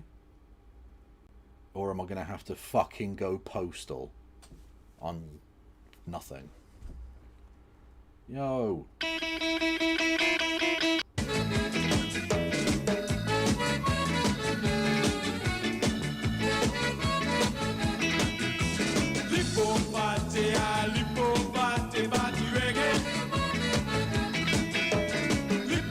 Look at him. What a fucking unit. Also looks a lot like Martin Van Gerwen. Michael Van Gerwen. What am I talking about? I can't speak! Purposefully going into areas that have a lot of immigrants in order to terrify them. That's like fascists' favourite thing to do, because they've not got anything else going for them. The beat were fucking awesome. Yeah. Yeah, Rankin Roger was a lovely person and did die too young. Yeah, that's fucking true. Yeah. 100%. Whether you whine or grind and get it up right on time. What is it, 255? I once saw a UKIP sign in a kebab shop in Stoke-on-Trent. Amazing opening sentence. It was across the road from a mosque and very quickly went out of business. Yeah, that is not a surprise.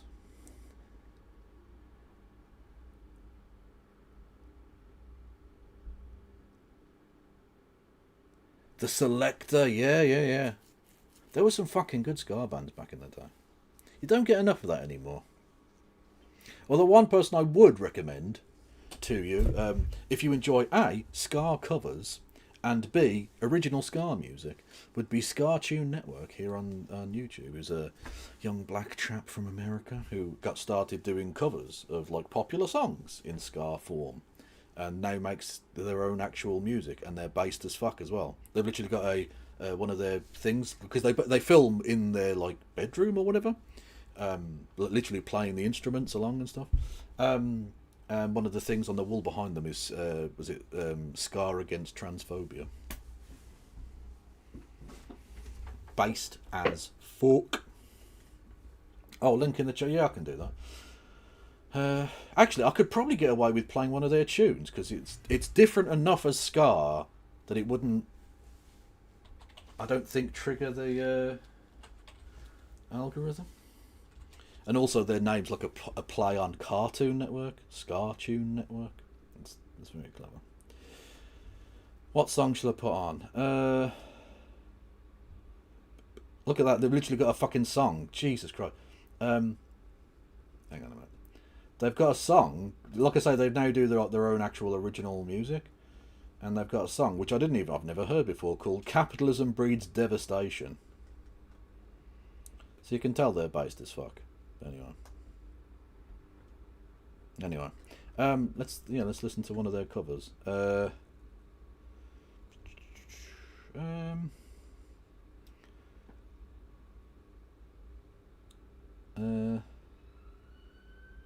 Say It Ain't So by Weezer. Okay, I don't think I've heard this one. Here's their channel, by the way.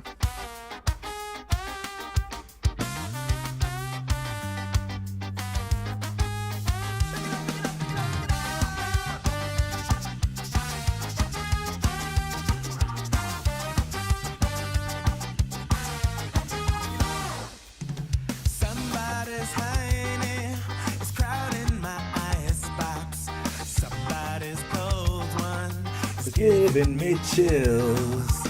Guess I'll just close my eyes. Oh, yeah.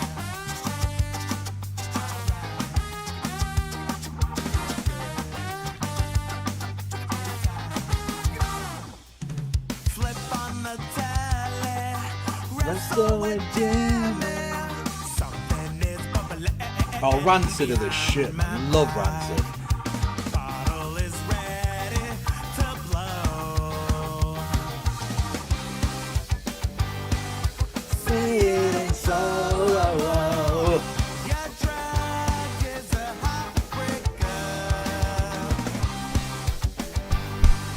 Say it ain't so. Oh, oh.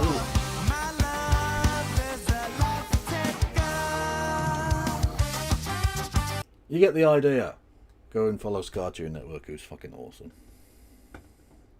In London, the flashpoints in the 70s were Brick Lane and Southall, both of which had a lot of Asian immigrants. The NF had a stall at Brick Lane Market where you could buy their merch, including a Holocaust-denying pamphlet called Did 6 Million Really Die? They're just asking questions! You call everyone you don't like a fascist, don't you? Just because they're literally denying the Holocaust. God, when will the left learn? We're just concerned parents with questions to ask.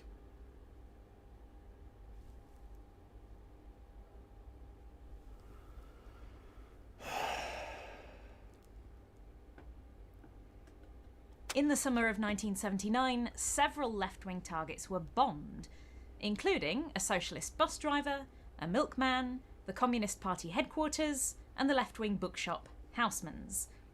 The NF and fascist skinheads would regularly hold marches in Asian neighbourhoods, not because they had a lot of supporters there, but to scare the locals. But today... Because of course that's what they do. That's what fascists always fucking do. They're cunts.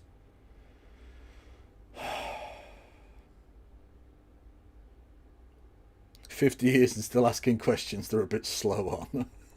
True. Yeah, they're not the quickest, to be fair. Very true. Anyway, by the way, again, for the Americans, the village of Stukely is a real place. I know it sounds made up, but it is a real place. And that's not a church that belongs to a guy called Norman. It's a historic thing. I won't go into it. Anyway, if you want to help stop fascism, you can do so by giving me money. Oh no. Oh, Kev, you meme close to the sun, dear friend. Anyway, yes, you can give me money in the form of bits. No, you can't, because I'm not even on I'm not on Twitch at the minute. You can do super chats, which I'll read out, or you can become a member for 99p or gift memberships to the community. Also got a Patreon and a PayPal, and you can throw money at me in the street like I'm a Premier League referee. That's the kind of claim Xanderhall would make. True, but I'm only joking when I do it, so it's fine. The sack of Lindisfarne is too fresh. It is still too fresh, okay? Don't poke at that wound, Marcus. Do not test me. Hey. Look, I won't say that the National Front isn't technically still going, but their Wikipedia page has a section called Further Decline 1990 to Present, and their website is a WordPress blog that still has a sample page on it. Oh, and their website. Hang on. Further Decline. Can we have some lols in chat? Can we have some lols in chat for Further Decline 1990 to Present?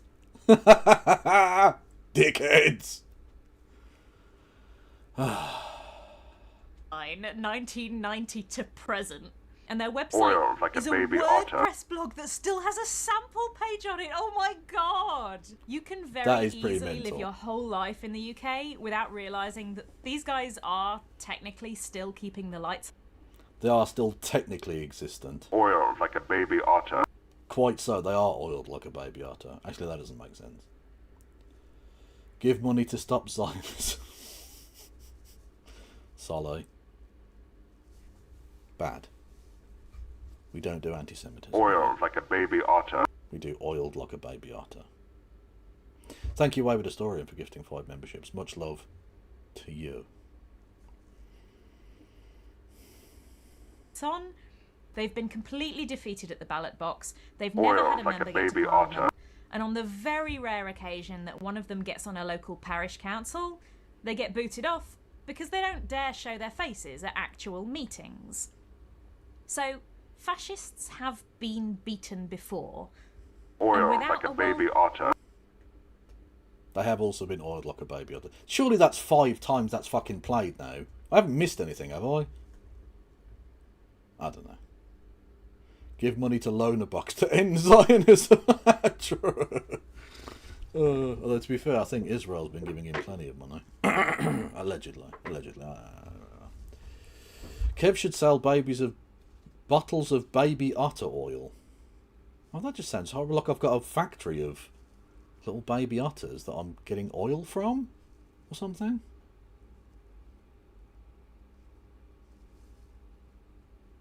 Oh, that just makes me feel bad. I don't like that. World War. In this video, I'm going to tell you how it was done. As always, this is a London channel, so I'm not going to be covering what was going on in Brighton or Bradford, but I do encourage you to make your own video about your town's history. If you'd like to disagree with me about something, you are welcome to do so. I already did that, and I didn't mention the far right at all, because I wanted to mainly talk about old buildings and that. The comments, but you will have to provide a source. I will be putting my sources up here in the corner. So, how do you defeat fascists? Terms of service preclude me from telling you ultimately how you do that. Okay? Because we are entirely peaceful on this channel, and that's the way it will remain forever. The person we're watching is called Jay Draper. I will post a link into the chat right now, and you should go and follow their channel because they're fucking awesome. Also, it says the following video includes racial slurs, fascist imagery, and discussions of race-based violence. Also, you can tell she's based as fuck. She has these badges. That's enough. That's like, yeah, that's fucking dope.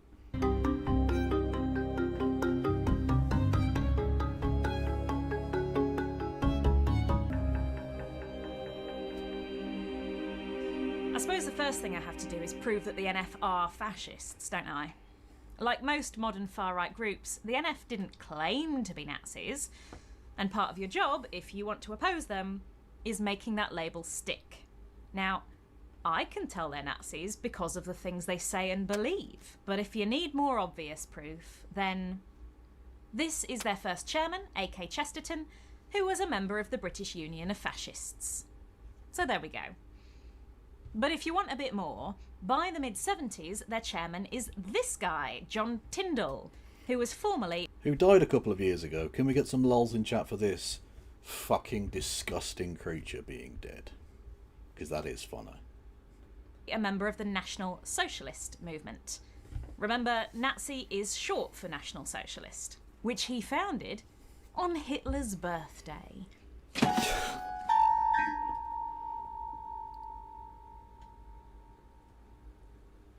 After that, he founded another far-right group called the Great Britain Movement, which he I want to know what fucking instrument it was that made that noise as well, because that's fucking amazing. said would advocate for pure National Socialism and not deviate from certain tenets fundamental to the Hitler faith. Here's a picture of him The Hitler faith. in what is not a Nazi brown shirt's uniform. That's the uniform for his brown shirt play acting group called Spearhead, which I'm sure just looks like that as a coincidence. Here's another one, and another one. Go on, one more. They had a photographer at their Nazi meetup. John Tyndall really wanted you to know that he loved the Nazis. If you don't think he was a Nazi, he'd probably be mad at you. But with the National Front, he wanted it to be less explicitly Nazi, in order to lure in people who were simply very racist and turn them into fascists. The English far right is actually quite a diverse bunch. I mean, politically, not ethnically. It's hard to get English nationalists who love World War II in the same bed as Nazi cosplayers. But by the beginning of the 1970s, the founders of the National Front realised that they could unite a lot of far-right groups if they concentrated on something they all agree on. They hate immigrants. Activist Darcus Howe said, "There emerged in this society a cluster of political groups whose one linkage between themselves was that they wanted blacks out of this country. Something that we're going to have to know." And Nigel Farage is the inheritor of this, beyond no illusions. He is. For this video is that in the 1970s, people used the word black when these days we'd say black and Asian. These days, major political parties actively court voters who hate immigrants, but in the 70s that isn't really the case. In 1968, British politician Enoch Powell had delivered what is now commonly known as the Rivers of Blood speech, where he Or argued the Keir Starmer speech, if you will. And it was in Birmingham, as it's pointed out there, where he lied about a particular school in Birmingham.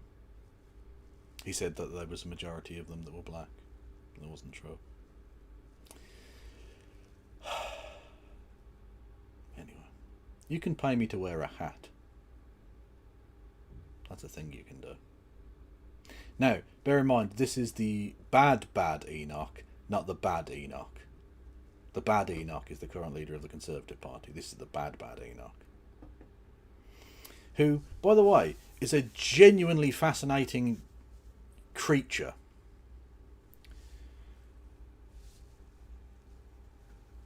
He was undoubtedly an incredibly intelligent man. Now, stick with me here. I'm not saying he was a good man. I'm not saying he was a smart man. I'm saying he was an intelligent man. He taught himself. He was an autodidact. Who taught himself taught himself classics, I think it was, and he was teaching history in a university in Australia when he was in his late 20s, which is just an amazing thing to like. Every part of that sentence is a little bit mental, you know. And then he became he came back to Britain. And became a Conservative politician. And was actually very pro-immigration at first. He was literally one of the people who organised the HMS fuck's sake, what's it called? Windrush. I couldn't get fucking Shoreditch out of my head, and I knew that wasn't right. The HMS Windrush boat that brought all of those people from the quote-unquote colonies, etc., after the war, to Britain, which is one of the main reasons that we have a significant non-white presence in the country, really. And he was part of that. He was seen as a reformer of the Conservative Party in many respects in the 1950s and 60s. And then sort of calcified and became a really nasty individual. Look, he was always a bit racist in the same way that people of his era were. The Labour Party were also pretty fucking racist at that point. By modern standards, of course. They were, progressive for their time, but, not really. Anyway, and then he railed against immigration and all the rest of it. And the thing is, people don't even realise why he was fired. He wasn't even fired for saying racist things. Like, it's gone down in history as, like, the racist speech. But the thing that he got fired for, because he was in the shadow cabinet at the time, which means, like, the opposition to the government, because the Labour Party were in government at the time, and the Conservative Party under Ted Heath, was in opposition, and he was, I forget, shadow minister. Does it say there what he was the shadow minister for? I can't fucking see. Anyway, it doesn't really matter. I was just sort of wondering. Anyway, he was a shadow minister. And so, the thing he got fired for was contradicting defence. Thank you. He was the shadow minister for defence. He got fired for contradicting Conservative Party policy, which, as a member of the cabinet, you're not allowed to do. That's why you have cabinet collective responsibility. You discuss things in cabinet, you come up with a policy, and then everyone has to stick to that policy. That's it. That's how that works. If you don't like the policy to the point where it's a deal breaker for you, then you have to resign from the cabinet. And he didn't. He went completely off script and started talking shit about the shadow cabinet and the shadow leadership and their policies. So he was fired for that. He wasn't even fired for being racist. You could still be fucking racist. You could be as racist as you like. As Jay Draper is pointing out, not the BNP, this was the forerunner of the BNP, the National Front was very, very popular. You could be very racist in Britain at the time. But what you couldn't do was go against collective responsibility of shadow cabinet or cabinet. In the same way that you can't do that now either. Because that's how that fucking works. And he knew that. He'd been in government and in opposition multiple times during his career. He knew exactly what he was doing. He wasn't a martyr. He was a very naughty boy. That the timing on that, I'm sure, was great. I was trying to do a Monty Python joke, and it ended up being better than that, I think. Thank you, Wolfpet, for becoming a member. Much love to you. You seem dejected. Do I seem dejected? Sorry, I'm not dejected. Maybe I'm just a boring cunt, and you forgot.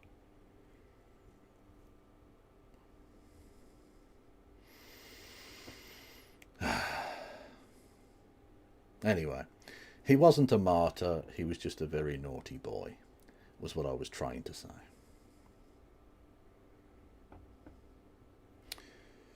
What's that? Mandelson. Everyone knows he was fired for being a pedo, but officially he was fired for not disclosing the content of some emails. Exactly, yeah, that's exactly the point. Yeah.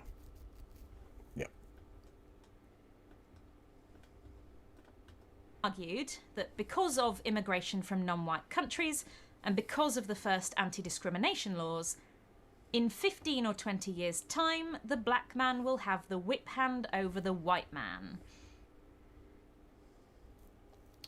Again, he wasn't fired for this racism. This wasn't why he was fired. And that, as I look ahead, I am filled with foreboding. Like the Roman, I seem to see the river Tiber foaming with much blood. Afterwards... Which again, that was why it's called that, but he never actually uses the phrase rivers of blood.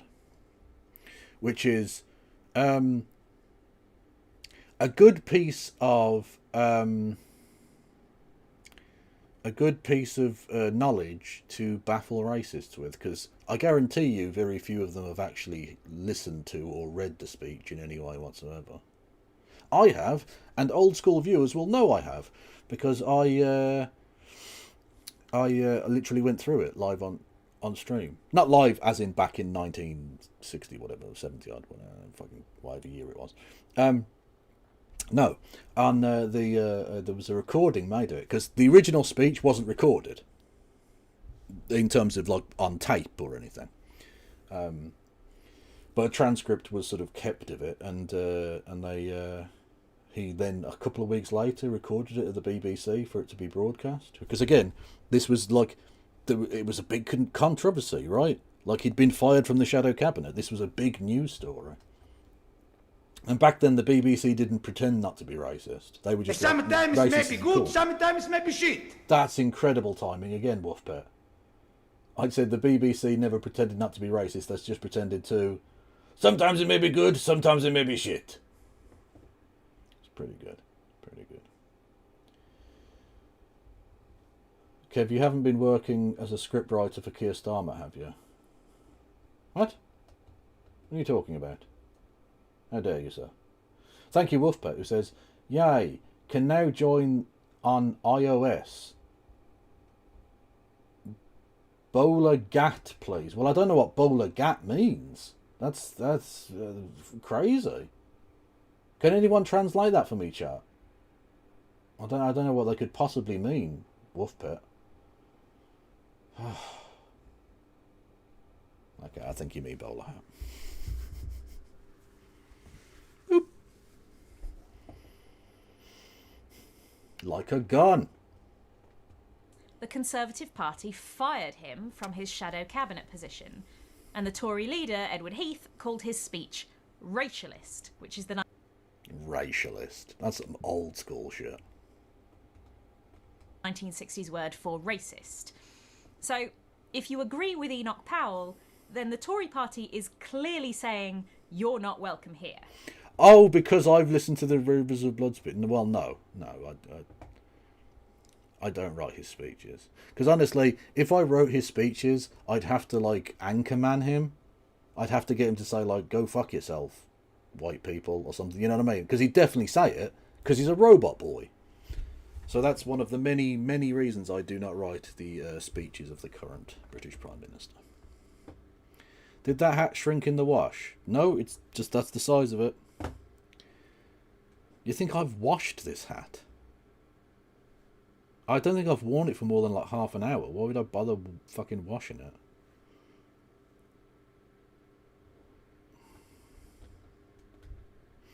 At the same time, a lot of Asian people are arriving in the UK, including from East Africa.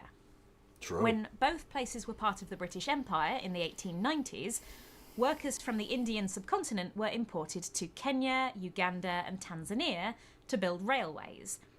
After these African countries became independent, some of them wanted the Asians out. In 1968, Jomo Kenyatta in Kenya announced that Asians would never get Kenyan citizenship. Which is not ideal. A little bit racialist in of itself, one might argue.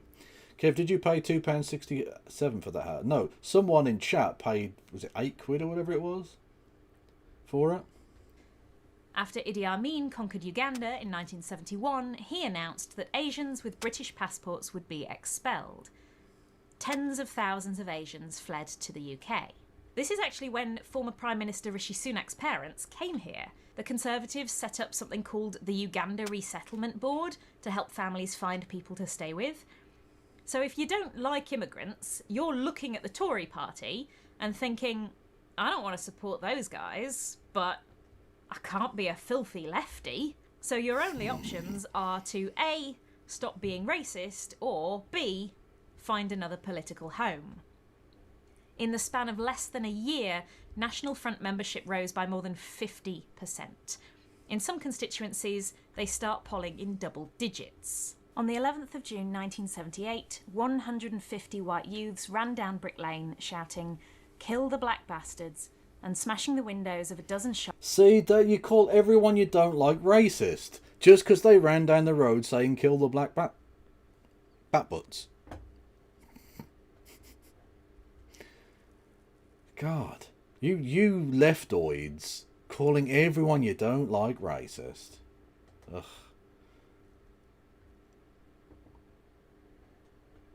Shops and the car windscreens of Bengali shopkeepers. 55-year-old Abdul Manan was knocked unconscious by a hail of rocks and stones hurled through his shop window. It is He wokeness ended up in gone hospital mad. where he needed 5 stitches in his face. He lost 2 of his teeth. The police said that the spontaneous outbreak happened just at the time they were changing shift and that they were totally unprepared for it.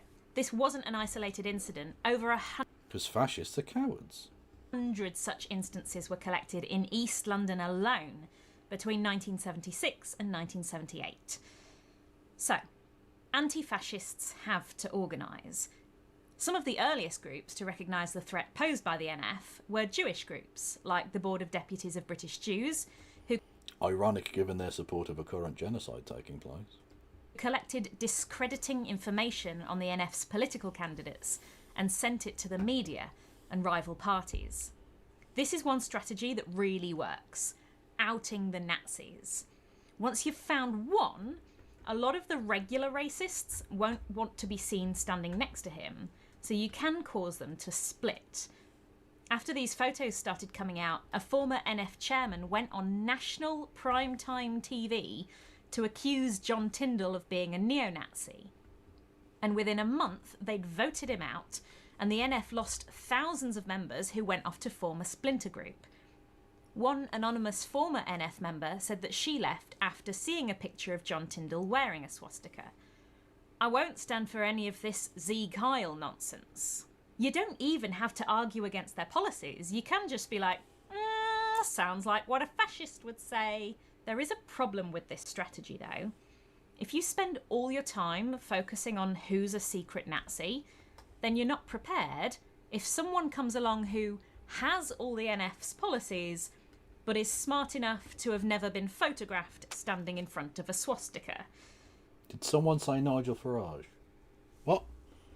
In the 1970s, it was a really successful strategy, and it's apparently faster than trying to convince people that racism is bad, but it doesn't address the fact that what the NF wanted was to hurt black and Asian people. Yep. So it is a useful life skill to be able to tell when someone's a fascist, even when they're not wearing a swastika. So, very quickly, a fascist acts as if your nation is the most important thing about you, and they believe that their nation used to be great, but outsiders, usually communists, Jews, immigrants, and the gays, have humiliated it, and one All day the best groups. All of the best groups. It's really annoying. purge the outsiders, and their nation will rise again. And alone, this strategy of outing Nazis isn't enough. 100,000 people voted for the NF in the 1974 general election. Between 1975 and 1977, assaults, robberies and violent thefts committed against black and Asian British people rose by a third.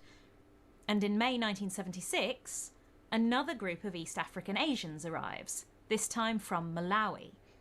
The press go hysterical about it, claiming they were being put up in 4-star hotels at the tax... Wow, it's almost like it's the same reheated shit against migrants every single fucking time.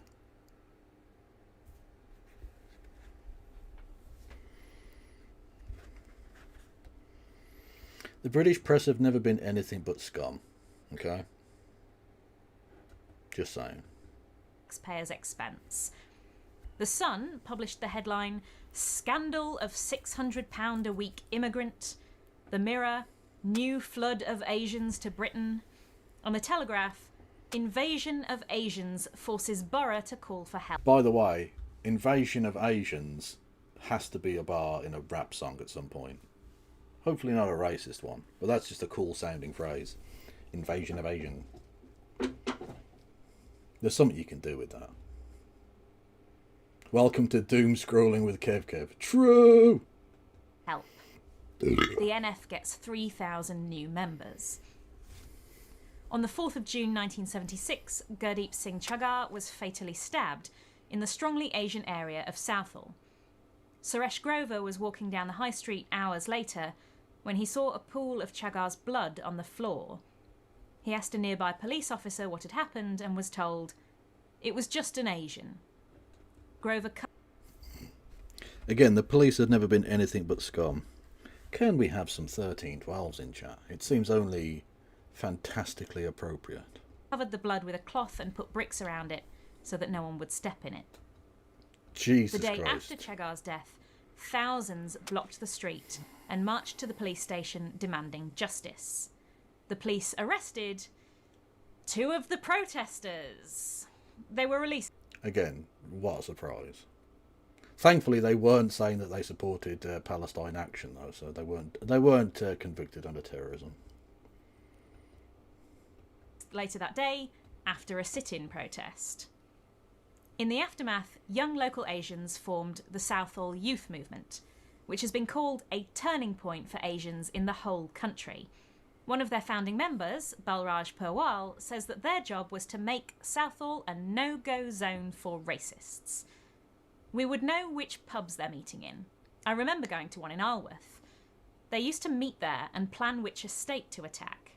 There used to be 80 to 90 of us. It's not that gangs of Paki bashers came and we ran away.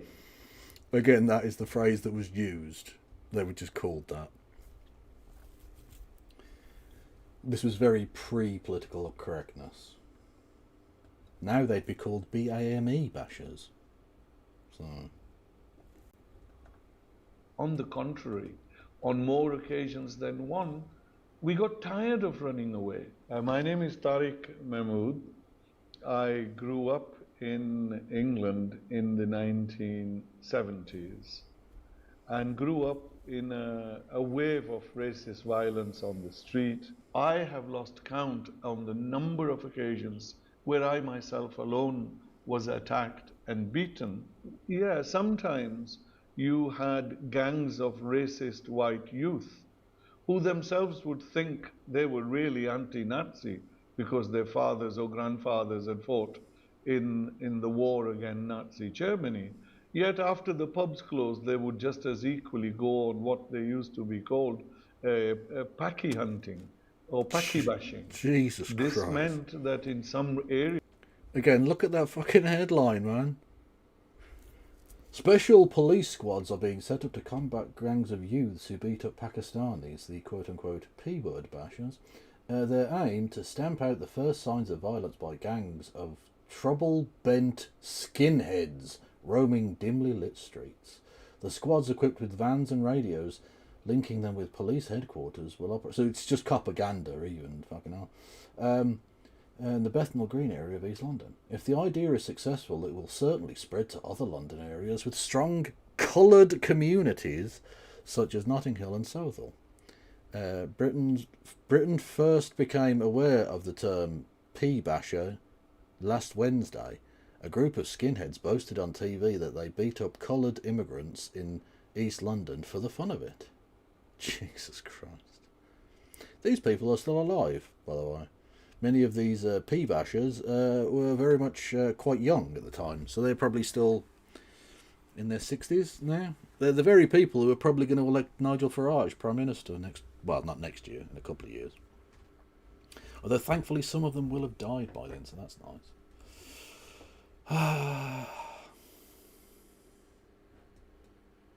No, that's not the Daily Mail. This is the Sunday Mirror, which, you know, is a bit more liberal, I suppose. No, it is more liberal.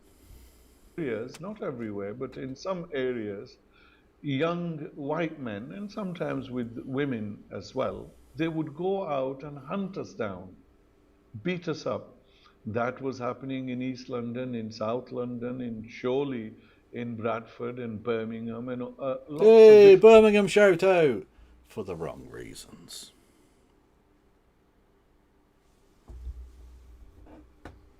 Pain. different areas.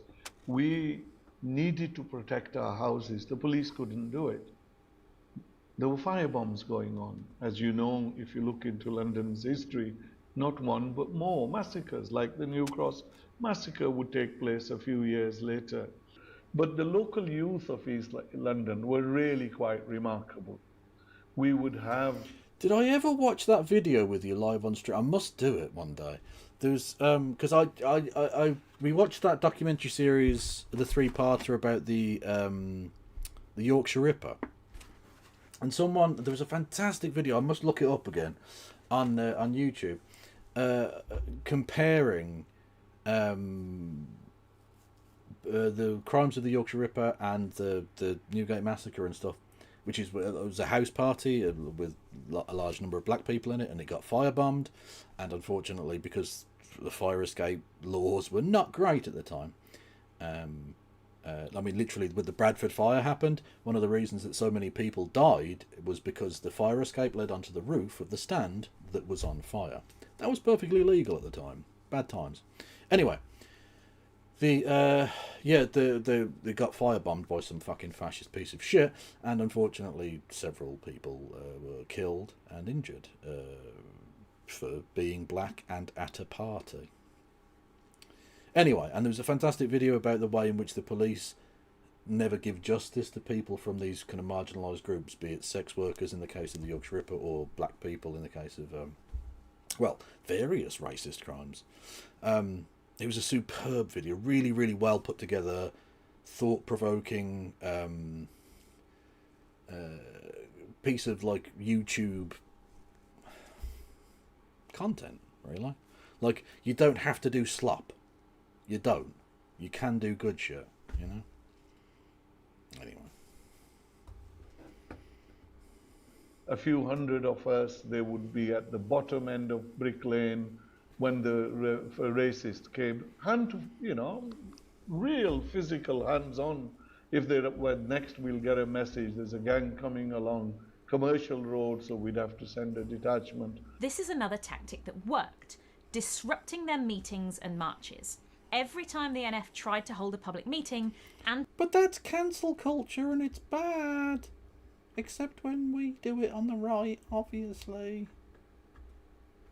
Jimmy Kimmel is the new Stalin.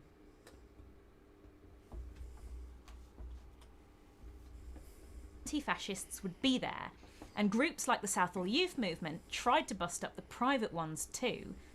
If enough people are shouting, they can't get anything done. In 1979, the NF were trying to have a meeting in West Bromwich that kept getting interrupted by hecklers. Their stewards tried to evict the hecklers. To be fair, Wayward Historian, that wasn't the only fuck up the police made in that investigation. But yeah, that was certainly one of them. Eventually, the police simply cleared the hall and the meeting had to be abandoned.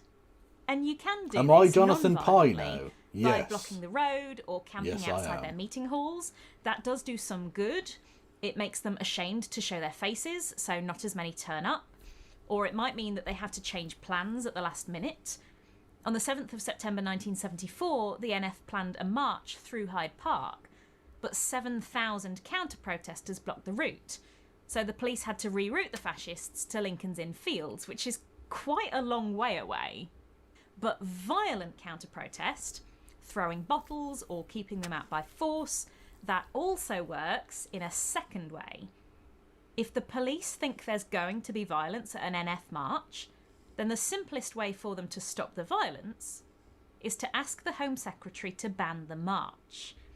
In 1977, the government banned a march in Manchester and placed a 2-month ban on NF marches in London. This protects the local neighbourhoods that the NF is marching through, although, of course, the dangers of this one are pretty obvious. On the 13th of August 1977, the NF held a march at Clifton Rise in Lewisham. The Home Secretary refused to ban it from going ahead, so instead, a quarter of the Metropolitan Police was deployed to Lewisham and issued with riot shields to protect the fascists.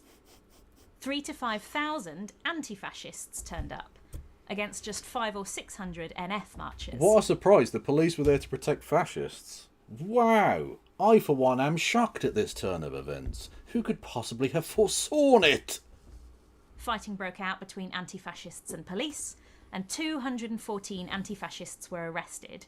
Twice the number arrested at the Battle of Cable Street, which is a similar... What a surprise! The police arrested the anti-fascists and not the fascists. Crazy. When will you be debating? When will Kevin be debating Jonathan Pye? I would love to debate Jonathan Pye, or indeed the twat who plays Jonathan Pye. That would be amazing. But I suspect he won't talk to me because I don't host a podcast called Trigonometry. So why would anyone talk to me? Similar anti-fascist battle from the 1930s that I did a video about here. After the Battle of Lewisham, the main anti-fascist organisers there, the Socialist Workers' Party, or SWP, knew they needed allies. Oh, podcast. They were outnumbered at least 3-1 by the NF in terms of membership, and there had been attacks on SWP members. They needed to create a place where moderates and people who weren't up for a street brawl could still help, while they carried on being militant. So they formed the Anti-Nazi League, the ANL. I'm sorry, there's just going to be a lot Which also sounds a bit like anal. Which is good. of initials in this video. What was it with the 20th century and initials? The idea was similar to the idea that the NF had had, to unite a load of disparate groups under a single issue: get Nazis out. Jewish groups, communists, socialists, trade unions and anti-racist groups could all agree on this one thing. SWP Secretary Jim Nicol said it would have to be a complete single issue that excluded nobody. If you were for fighting Nazis, that was it.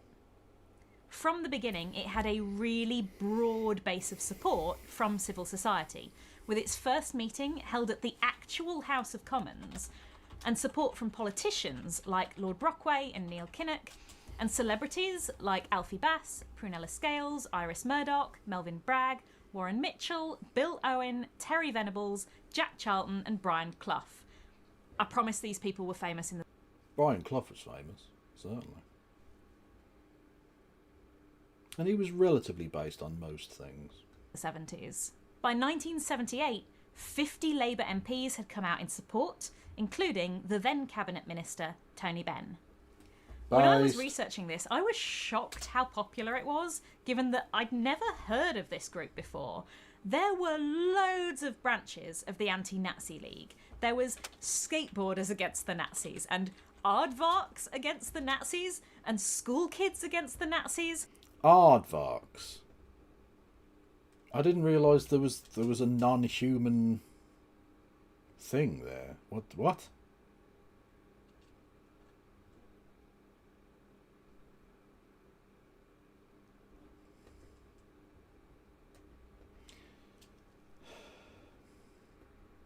In case you were wondering the kind of person that Jonathan Pye is, I hate the woke left more than the far right. Yeah, I know you do, John.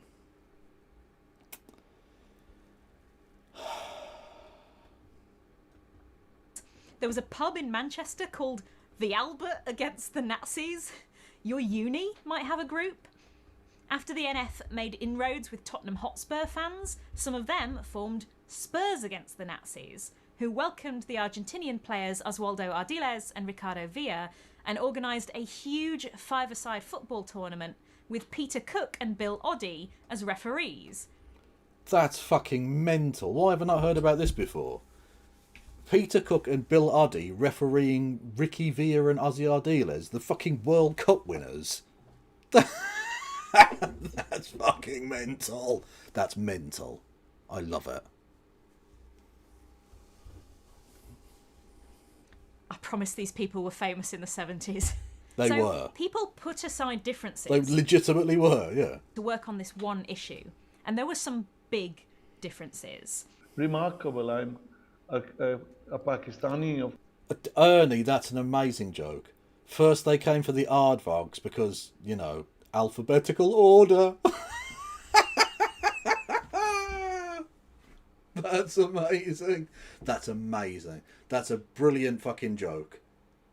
You will not get many anti-Nazi / aardvark poetry pun jokes. That is a very niche corner, and you have absolutely nailed it. Bravo. Peter Cook still is, in my opinion. Peter Cook is not famous anymore. I'm sorry. I don't get me wrong. I think Peter Cook's comedy is sensational, but he's not a well-known figure anymore, which is fine. He had his heyday in the 70s. Pete and Dud are both dead. Pete and Dude, what new?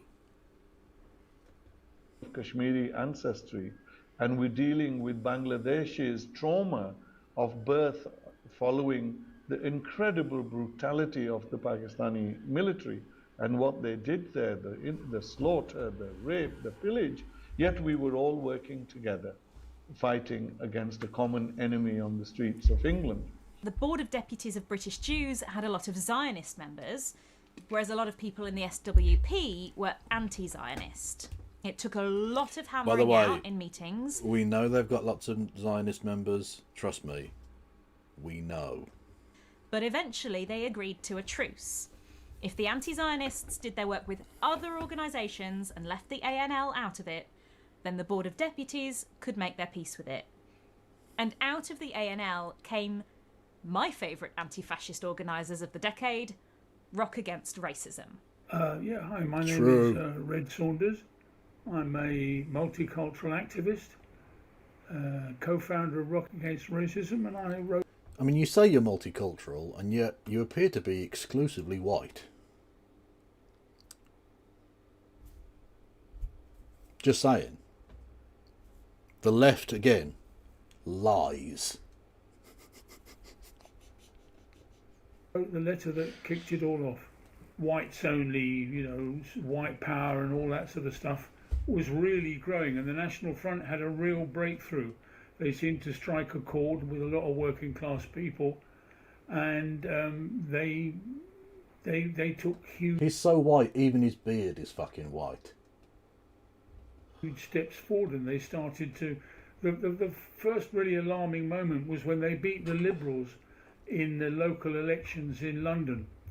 And I am being a racialist, true. They were on the move. One of the co-founders, Roger Huddle, and I had actually been involved in a political campaign called the Right to Work campaign.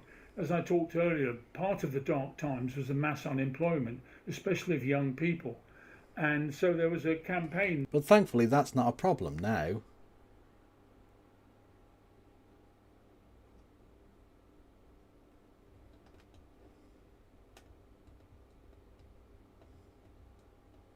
Nothing bad can happen. It can only good happen.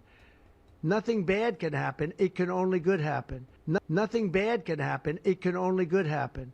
Nothing bad can happen. It can only good happen. Wise words. That had been set up by a left group, the Socialist Workers' Party, the Right to Work campaign, and they'd have marches from Birmingham to London or Carlisle or all over the country. And they would try and mix in a bit of culture, a little bit of music, a bit of, not just a regular, just straight political event. So they tried to do bits and bobs. And I was up in Coventry where I was in an agitprop theatre group at that time. So. Oh, God almighty. That sounds very 1970s leftoid. I was in an agitprop theatre group at the time. Fucking Jesus Christ. At this point, I have to tell you why Rock Against Racism was formed. And if you don't know this bit... Eric Clapton, what a wanker, what a wanker. You're going to want to strap in. In the summer of 1976, David Bowie, the funny spaceman pop star, told Playboy magazine, the one with the bunnies, "I believe very strongly in fascism. The only way we can speed up the sort of liberalism that's hanging foul in the air at the moment is to speed up the process of a right-wing, totally dictatorial tyranny. Adolf Hitler was one of the first rock stars." Wow, well, Rockstar says a dumb thing. That same year, Eric Clapton, there we go. One of the most successful musicians in the world, the guy who sings Layla, got up on stage and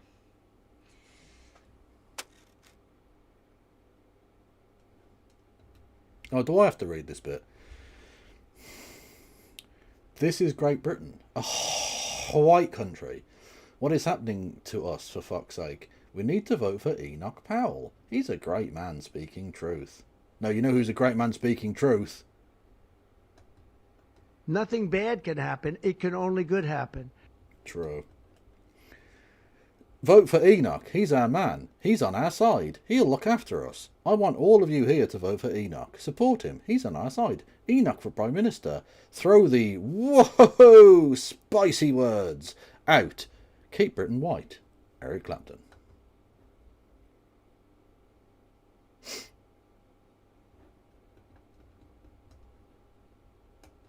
Nothing bad can happen. It can only good happen. True.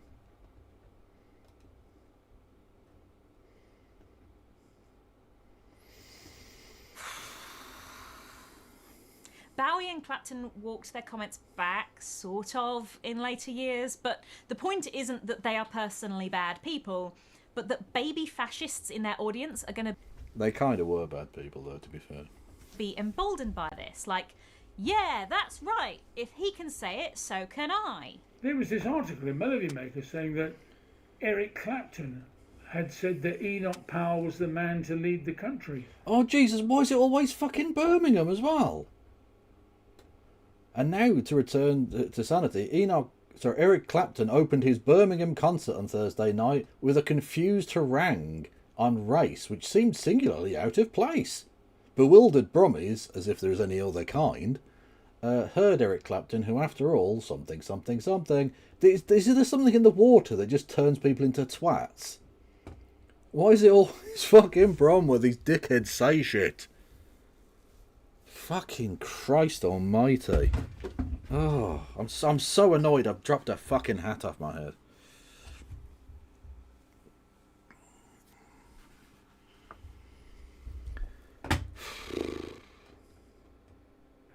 It's like, what? This is Eric Clapton, the man who's, you know, the blues god, the man who plays black American blues music, and he's a brilliant musician and all the rest of it. And I was a fan. But that shouldn't be that surprising in a sense, because like lots of the original rock and roll people played to entirely segregated audiences. Loads of fucking rock stars went and played apartheid South Africa. It's one of the things I despise about Queen. Not the Queen, of which I have several problems. Least of all the fact that she's not even alive. Fucking loser. No, the band Queen, who played... they played Sun City, that's the excuse, right? Whereas, like, oh, it's not properly terrible, because they do allow some black people in there. You still broke the boycott. Come on, you knew it was wrong. You went and played South Africa. Not cool. Like, literally, the Americans made that terrible song. And it is a shit song, to be fair. Good message, terrible song.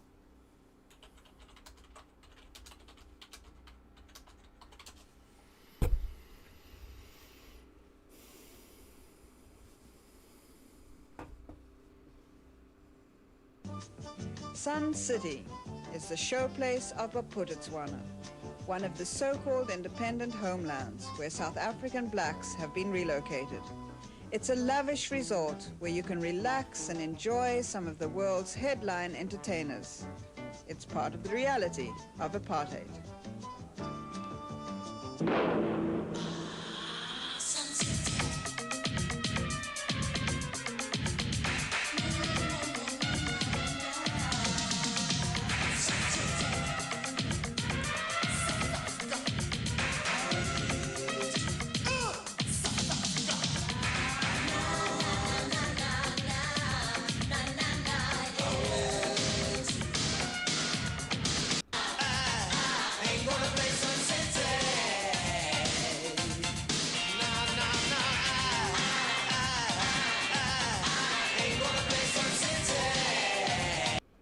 Ain't gonna play Sun City.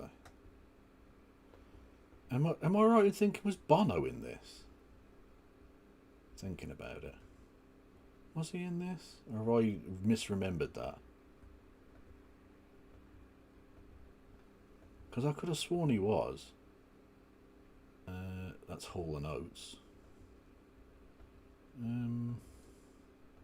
Because it would be very funny if he were in it, given his support for, let's say, a different apartheid regime. Is that it? That's him, isn't it? That's Bono, right?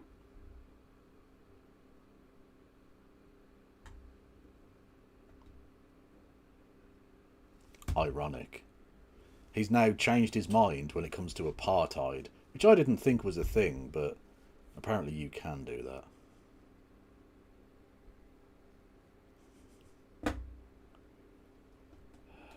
Fan, I had the albums. I'd been to see Blind Faith. I'd been to see Cream. I was a big rock fan at that time, and so that's that Destiny guy. We talked about this at rehearsals, and I thought, this is extraordinary. And that evening, I sat down, and I was so outraged. I wrote a letter, and I don't know. I'm kind of pausing for a moment to say, I don't know if you want me to read the letter. Oh my gosh, that would be brilliant. I was gonna just have it up on the screen, but that would be fantastic if you could read it. Yes, please. When we read about Eric Clapton's Birmingham. See, why you gotta drag us into it? Leave Birmingham out of it. Just say the thing he said at the concert. You don't need to mention us. That's no.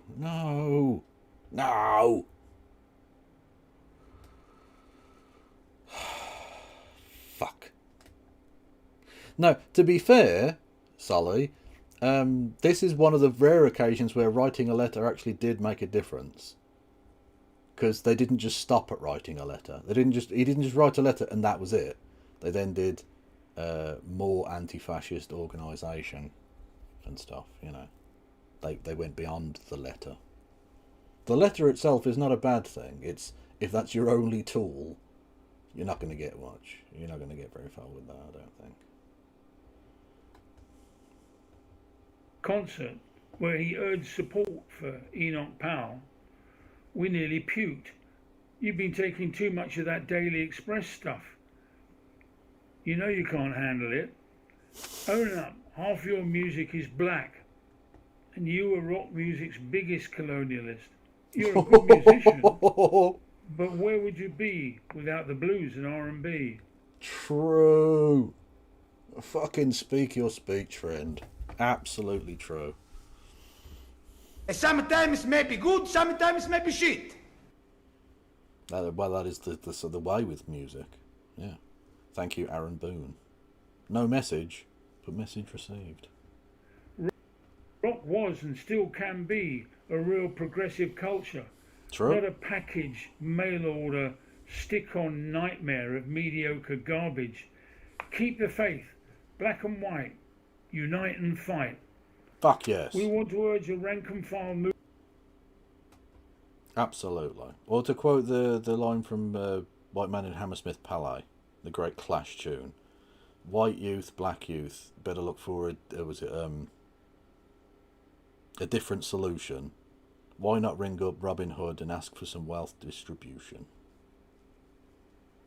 Wise words. I mean, actually wise words. Unlike this lad. Nothing bad can happen. It can only good happen. Movement against the racist poison in rock music. We urge support. All those interested, please write to Rock Against Racism. P.S. The absolute ball ache I had to go through to send 2 quid. Well, if you also want to go through the ball ache of sending 2 quid, you can do so in the form of a super chat, which I will read out if you write a message, which you didn't. After the ball ache, you didn't even write that. Anyway, whatever. You can do memberships and all that shit as well. Gift memberships to the community. Yeah, I'll be back on Twitch at the weekend anyway. Sunday, is it, I think? Saturday? I don't know. I don't fucking care. Yes. Who shot the sheriff, Eric? Sure as hell wasn't you, mate. True. And we posted that letter to all the music press at the time, the left press. Oh my god. Even the fucking caption. So Enoch Powell Birmingham concert, and then spoke up for Powell on stage in Brom. Why have we got a double shout out with the racism? Oh. Fuck's sake. press and the black music. One thing I will miss about the stream we did with President Sunday as well that got me banned.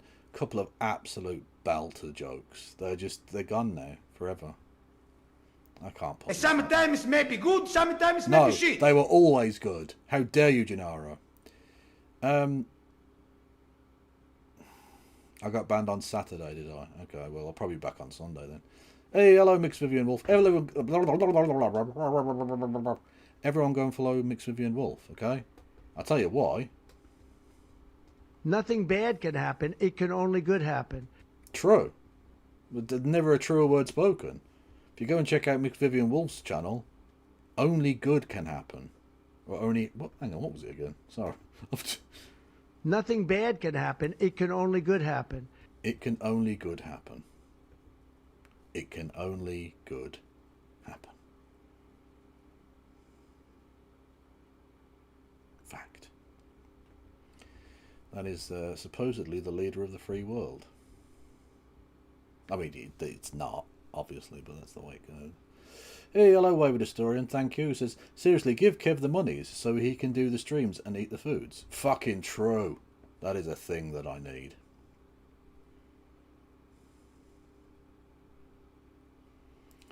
They called Pele Gale during the opening ceremony. What?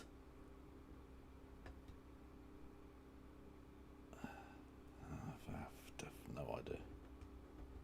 Music press, and to our utter amazement, it was printed in nearly all of them.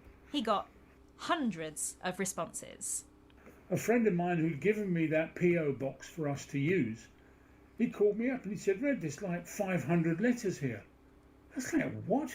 And they were from everywhere, from Aberystwyth to Inverness to Plymouth to East. I got twitched circumcised. What the fuck is that phrase? I mean, firstly, the at is wrong, so I don't even know who KF Lagen is, but whatever. Circumcised? That is a very dangerous phrase that I need to learn to forget, I think. Because I don't need to be using that phrase, I don't think. Circumcised. That's very good. See, people are creative, man. People come up with all kinds of crazy shit. That fucking thing, the head from Art Attack bit earlier, fucking creased me. That was amazing. Anglia to Wales to Cardiff to London. They were from all over the country. And a little later on, we really checked them. And we found out the average age was between 13 and 17. So it really hit youth. So all these people formed Rock What are your thoughts, Viv? Tell me all about it. Against Racism, which put on gigs for anti-racist causes. The idea was that you'd have a white band, often a rock band or a punk band, and a black band, often a reggae band, on the same bill. And then at the end, the bands would come back on stage and jam together. What we always wanted to do was to do an unheard of thing at that time, was to mix musicians together, especially to mix black and white musicians together, because that would be the way to break people's fear down and to open up and bring together that harmony, that unity, that key unity that was to really sweep the whole campaign for the next 6 years, was the united front culturally, you know. Generally, you couldn't get white audiences interested in black music. RAR tried to change that. Again, I had no idea how big this was. The Clash played for RAR. Elvis Costello played for them. Adam and the Ants, Joy Division, Pete Townsend from The Who. Well, but thankfully, Elvis Costello did play because they didn't host it in Chelsea. That's a joke you will get if you know that one song he did. If you don't, that's also fine. But you will have missed out on a solid piece of London geography-based humour. 2 members of the Jimi Hendrix Experience played for RAR. Nice. They had a fanzine called Temporary Hoarding. At its height, it was selling 12,000 copies per issue for a punk fanzine. By 1978, a local election was coming up, And so, to combat the NF, Rock Against Racism decided to put on their biggest event ever. They'd have a demo for the A&L in Trafalgar Square, and then they'd march to East Hackney, where John Tyndall was running, for a concert. And Nice. so there we were. That's fucking based. Am I ready for next year's World Cup? Well, I mean, not really, because like, how can you be? We don't even know who's going to be there. Qualification is still ongoing.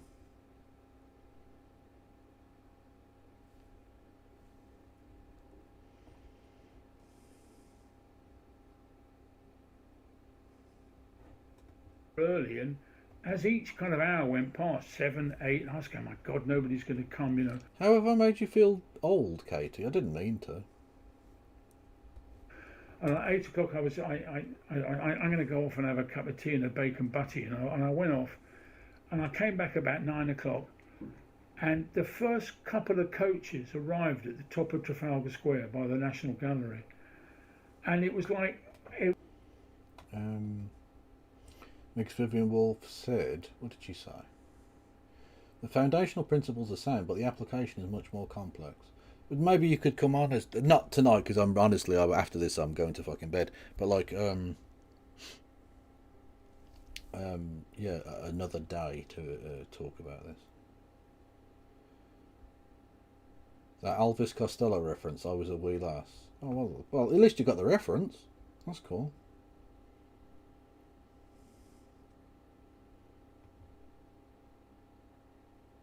Also, just like watching The Detectives is a fucking banger of a tune. It was like a piece of wonderful theatre out of a movie or something. These coaches arrived, and the kind of doors open, and all. It's not in America. It is. Yeah, no, the World Cup's in. It's the COM World Cup.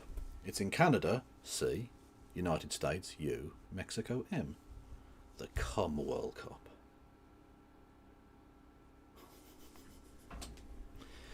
255 asks, Kev, what would you say is the most progressive period in mainstream elected politics? The 1960s? Depends what you mean, really.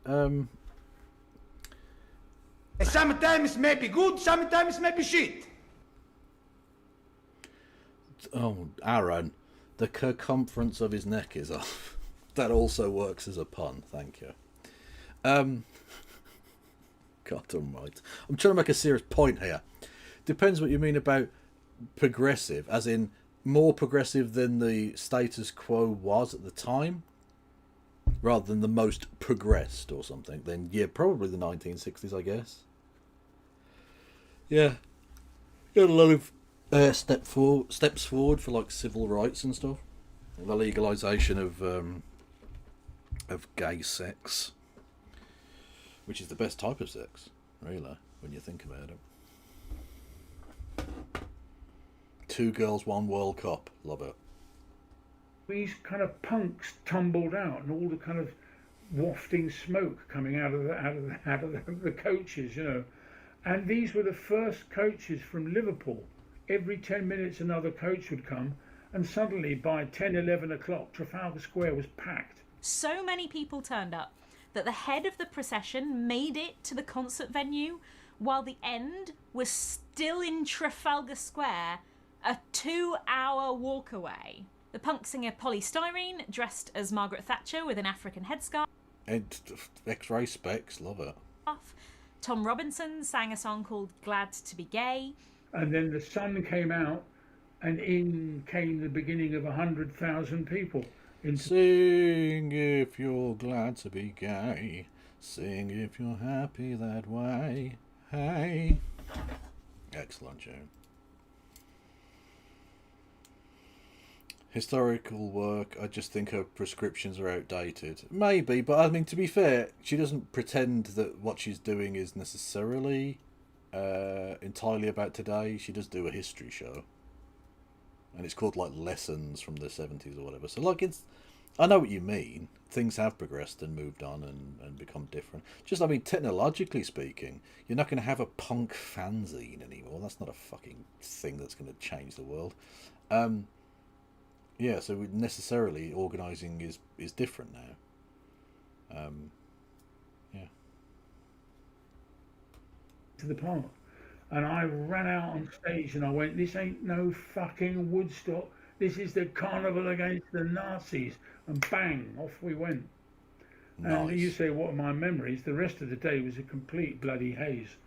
I mean, I remember the Clash coming on, Jimmy Percy, Steel Pulse, all dressed in Ku Klux Klan. I mean, you know.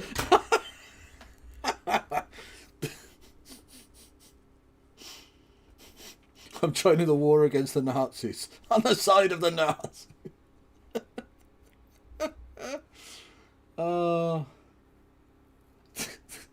Don't clip that, for fuck's sake. No, I'm sure they were just doing like a bit. But anyway.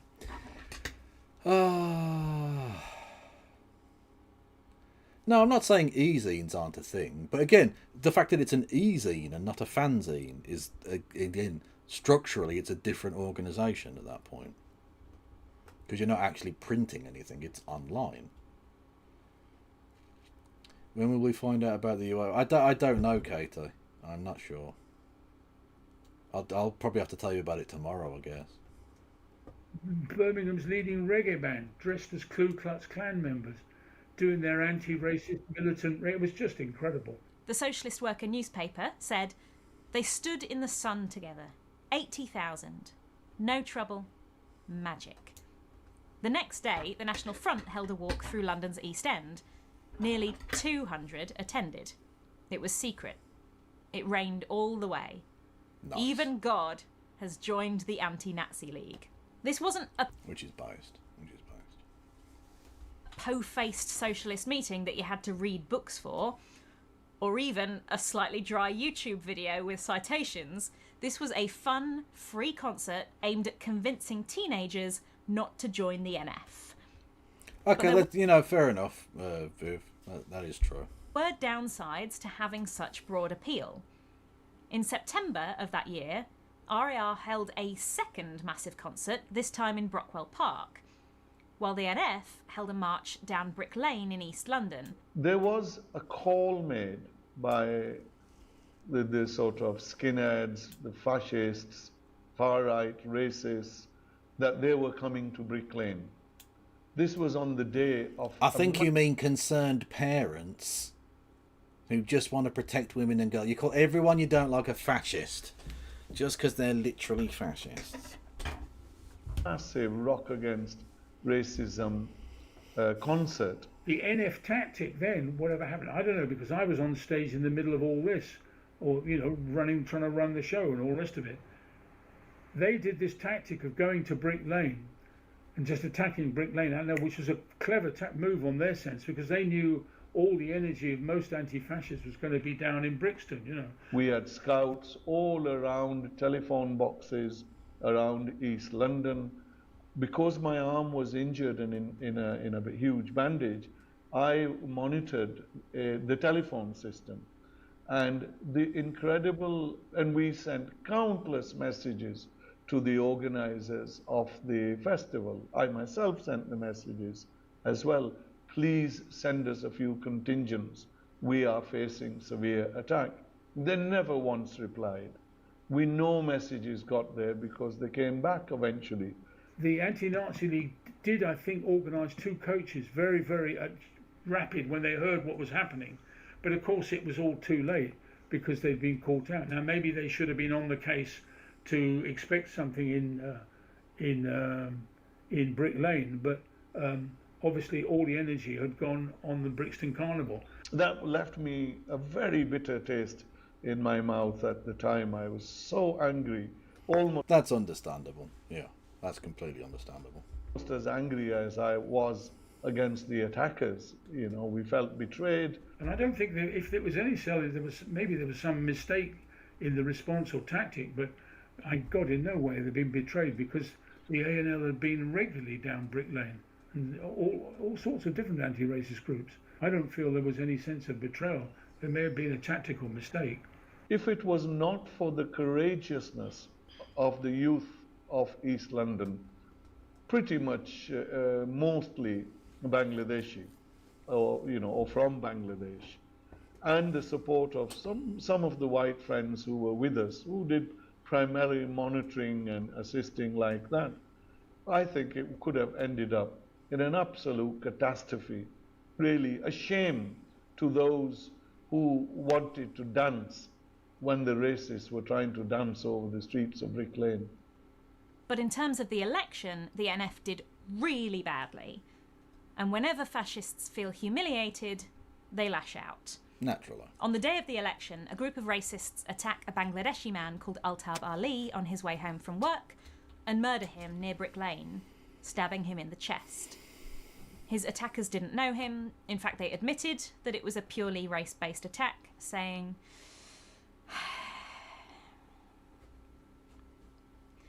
in response, the Federation of Bangladesh Youth Organisations organised Ali's funeral.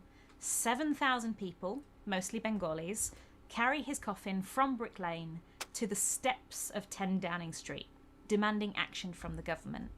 We were regular. And that was back when you could get down Downing Street. Because sometimes there would be the marches, certainly are following the death of people like Altab Ali, Ishaq Ali, very sad occasions. Defiant marches, not mournful marches, organizing marches, not just tearful marches, they were there as well. A month later, on the 11th of June 1978, a mob of skinheads attacks Brick Lane, smashing windows and damaging property. Racist violence reaches its height that summer. In response, Asian Londoners start setting up self-defence groups. We needed to organise our own communities and begin the process of building self-defence. And self-defence here does not simply mean sticks and stones and knives and daggers. Self-defence is also when the women began to organise for their own voices, when different sections of the community fought for different rights, it is all a part and parcel. But the Asian youth movements, formations in Bradford, in Southall, Coventry, Birmingham, East London, Haringey, just to name Luton, just to name a handful really. Whilst they were all independent, what produced them were the same environment. And this is another strategy that works. By September, the NF had moved its headquarters away from Brick Lane and gone to Islington instead. Something else that worked was respected sources like the Labour Party and mainstream newspapers coming out in full force. Do you remember when the Labour Party were a respected organisation? Do you remember? Do you remember when that was a thing? Against it. Labour used one of their party political broadcasts in 1977 to link the NF to Hitler, Mussolini and Nazi concentration camps. Millions... James Callaghan would have been Prime Minister, I think, yeah. Late 70s. Of people saw the message that the NF were Nazis. On top of that, the newspapers hammered the point home after the broadcast, with The Sun saying that the NF are about the nastiest bunch of characters on the British political scene. Later that year, the News of the World published an article called The Secret Crimes of Führer Tyndall. The NF wanted to make 1979 their biggest election yet, fielding 303 candidates in total. Many of these candidates were in areas that the NF had no chance of winning, but it gave them an excuse to hold meetings in immigrant neighbourhoods to intimidate the locals, including in Southall. On the 23rd of April 1979, the NF were due to have a meeting at Southall Town Hall. The local Indian Workers Association tried to get the council to refuse to hire the space out to them. No platforming was another tactic that had worked in the past. Which is why fascists hate it and will call it out. And why fucking liberal idiots fall for it. We can't negate these by coming up with rebuttals or clever arguments. We had come to a conclusion the only way to defeat organized fascism was by organizing and smashing it. We did not believe in debating it. We did not believe in giving a platform to the fascists. In fact, that's why the left and the anti-fascists would go and use the old slogan from the East End of London, "They shall not pass"? In 1974, No pass around. Fuck yes. Labour advised all its candidates not to participate in any debate or discussion with an NF candidate. By 1975, lots of Labour councils were refusing to hire out their halls to the National Front. When the NF tried to protest these decisions, counter-demonstrators vastly outnumbered them. For example, on the 25th of March 1975, they tried to hold a meeting on the front steps of Islington Town Hall, since they weren't allowed inside, and a counter-protest turned up.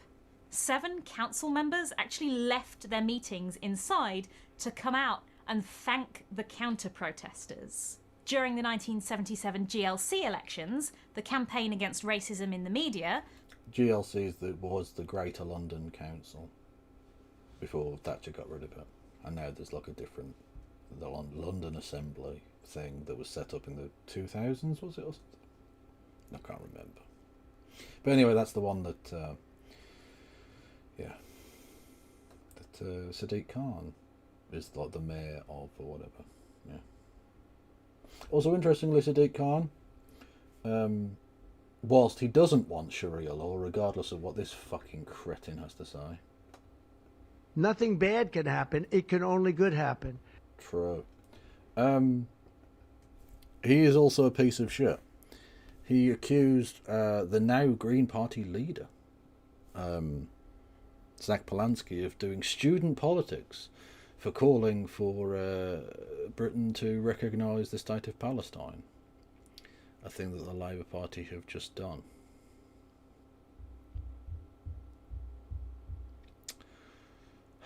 And he supported, because he's a hypocrite. He's just a massive twatty hypocrite. Calm asked journalists not to publish letters from NF candidates and supporters, and to threaten industrial action against their bosses if they tried to make them cover issues in a racist way. Staff from the Hackney Gazette actually went on strike for 3 days after their paper published an NF advert. When the NF tried to hire meeting spaces from Conservative councils, they would sometimes charge such massive insurance premiums that the NF couldn't afford it. But in this case, not only... See, the Tories have never not been cunts, right? Even when doing the right thing, even when scoppering a fascist movement, they don't do it out of principle. They do it via financial chicanery.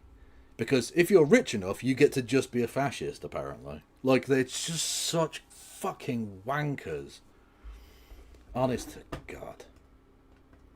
Did the council allow the NF meeting to go ahead, but 3,000 police were deployed to make sure that anti-fascists couldn't block the roads getting in. So locals couldn't peacefully protest the meeting either. Instead, 200 people from the Southall Youth Movement headed towards Southall Town Hall. Many were arrested before the NF meeting was even due to start. Anti-fascists threw smoke bombs and flares at the police, and someone even threw a petrol bomb at a police coach. In response, the police charged the protesters with riot shields, truncheons, horses, and even vans. Jesus Christ. A 30-seater coach carrying police and NF members drove straight at the crowd of protesters. What a surprise! The police and the NF were in the same coach together. I am surprised. 700 people were arrested, and a teacher called Blair Peach died from a fractured skull after a police officer hit him in the back of the head with a truncheon. What a surprise! No one was ever prosecuted for his murder. Yeah, the police literally murdered a man. That was just allowed. But you know, Charlie Kirk and all that. Yeah. Despite the police's internal report finding that 14 witnesses saw him being hit and naming 6 possible police candidates. But getting NF members arrested is another really good way to kill their momentum. One A&L member from Islington, where the NF moved their headquarters at the end of the 70s, said, around the same time, 9 of their hardcore were convicted of possession of firearms and armed robberies. The branch collapsed.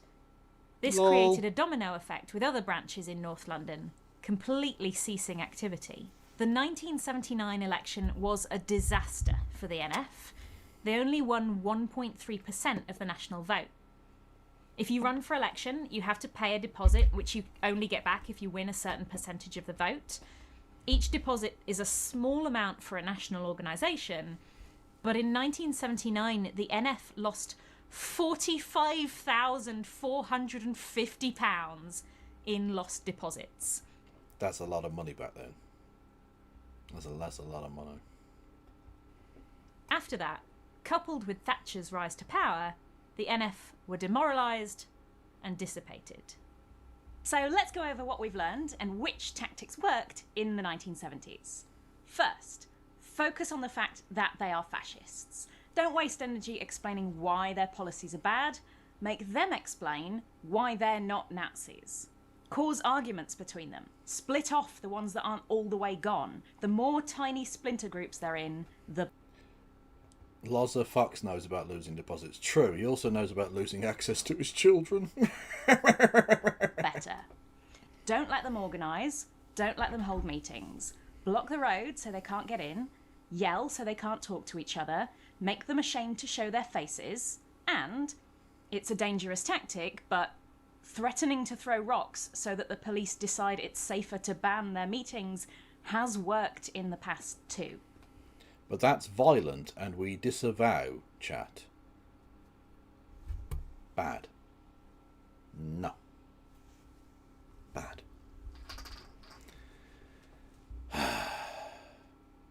The channel is called J Draper. You should go and check them out. They're very cool. Obviously, this one is going to be harder if fascists are meeting up online, so an anti-fascist might today want to think about how those tactics could translate. Maybe the modern equivalent would be like spamming their forums and their comment sections so they can't speak to each other, or getting their websites taken down. Next, if you're for fighting Nazis, that's it. Keep focused on the anti-Nazi message, which is still really popular. You don't have to work only with groups that you agree with on everything. You can always work towards other goals with other groups. Get kids on your side. Nazis love going after children, so you've got to give children an alternative that steers them away from fascism. Teenagers were some of the biggest Rock Against Racism supporters. True. If they've got illegal guns or are doing anything violent, dob them into the police. Getting them arrested works. Keep your priorities straight. If fascists are threatening to physically hurt people, then stopping that has to become your top priority over things like winning hearts and minds. Keep your community safe. No platform for Nazis. Debating their ideas only makes them look normal. They aren't normal, and they can't be convinced by strangers. They're never going to go, Rocks Against Rapture is lovely. oh my god, Asians are human beings. I hadn't realised. Trying to politely convince them one at a This is why I want like some liberal wanker like Jonathan Pye to explain, because this is the thing, he gets to hide behind like this, oh, I'm just doing a joke bit, right? But like, what is your solution to this problem? If you're a liberal, how do you think we can stop fascism?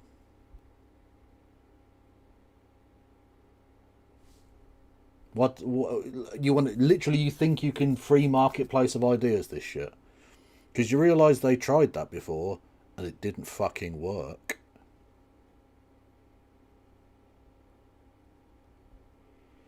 So you're just going to pretend to be a fucking comedy character so you can be, you know, carry on being a smug wanker.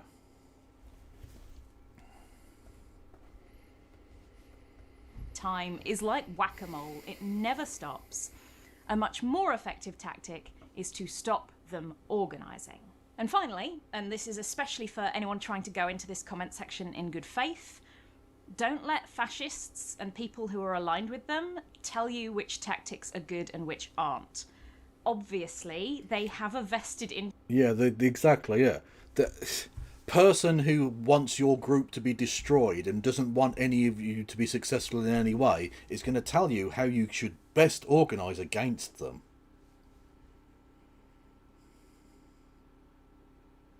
Yeah, like, I don't believe you. Jonathan Pye is a satirical character who just says his real opinion. Well, exactly, that's the annoying thing. He's not really a satirical character in as such, because he's just giving his opinions whilst pretending to be a different person. It's not really satire as such. I mean, it is satire in as much as he's attacking politicians through comedy and stuff. Okay, that's fine, but it's not straightforwardly that. It's also a very thin veil for the person who writes that shit to just say the things they believe, but in a way where you can't attack him, because as soon as you do, they say, "You realise, don't you? You realise that that's not a real person. No one's called Jonathan Pye exists. You're attacking a straw man." When, like, obviously it's just his opinions. That's it. Like, he's just giving his opinion, but pretending it's somebody else saying it. He might as well literally just be wearing a glove puppet, just speaking and saying the words that he believes. It would be just as authentic. Interest in giving you the wrong info on that. They're going to tell you that the stuff that works doesn't, and that you should do stuff that doesn't work instead. Look after each other, and in the words of my 1970s forebears, black and white unite and fight. But these are very frightening times, and the lessons learnt in Ra are that you. Now, I take Mix Vivian Wall's critique on board. I think some of the things have changed. You can't just... There's no boilerplate like, this is how it was done then, this is how it must be done now. Because again, as you pointed out earlier, there will be mistakes made. There were, tactical errors that were made. Yeah. Is Jonathan Pye in the room with us now? What are you talking about? What? Anyway, yeah. But I thought this was a good video. I liked it. Yeah. You've got to... It's an urgent emergency situation, and you have to use all your creativity. I use the phrase, all power to the imagination. You've got to be bolder than just simplistic ideas. You've got to really search out brave new ideas and creativity. You really have, because in the words of a wise man, nothing bad can happen, it can only good happen. It can only good happen. To challenge this idea of hatred. It's nothing but racial hatred, But most importantly, what did we share with the white left? We learned from them as well.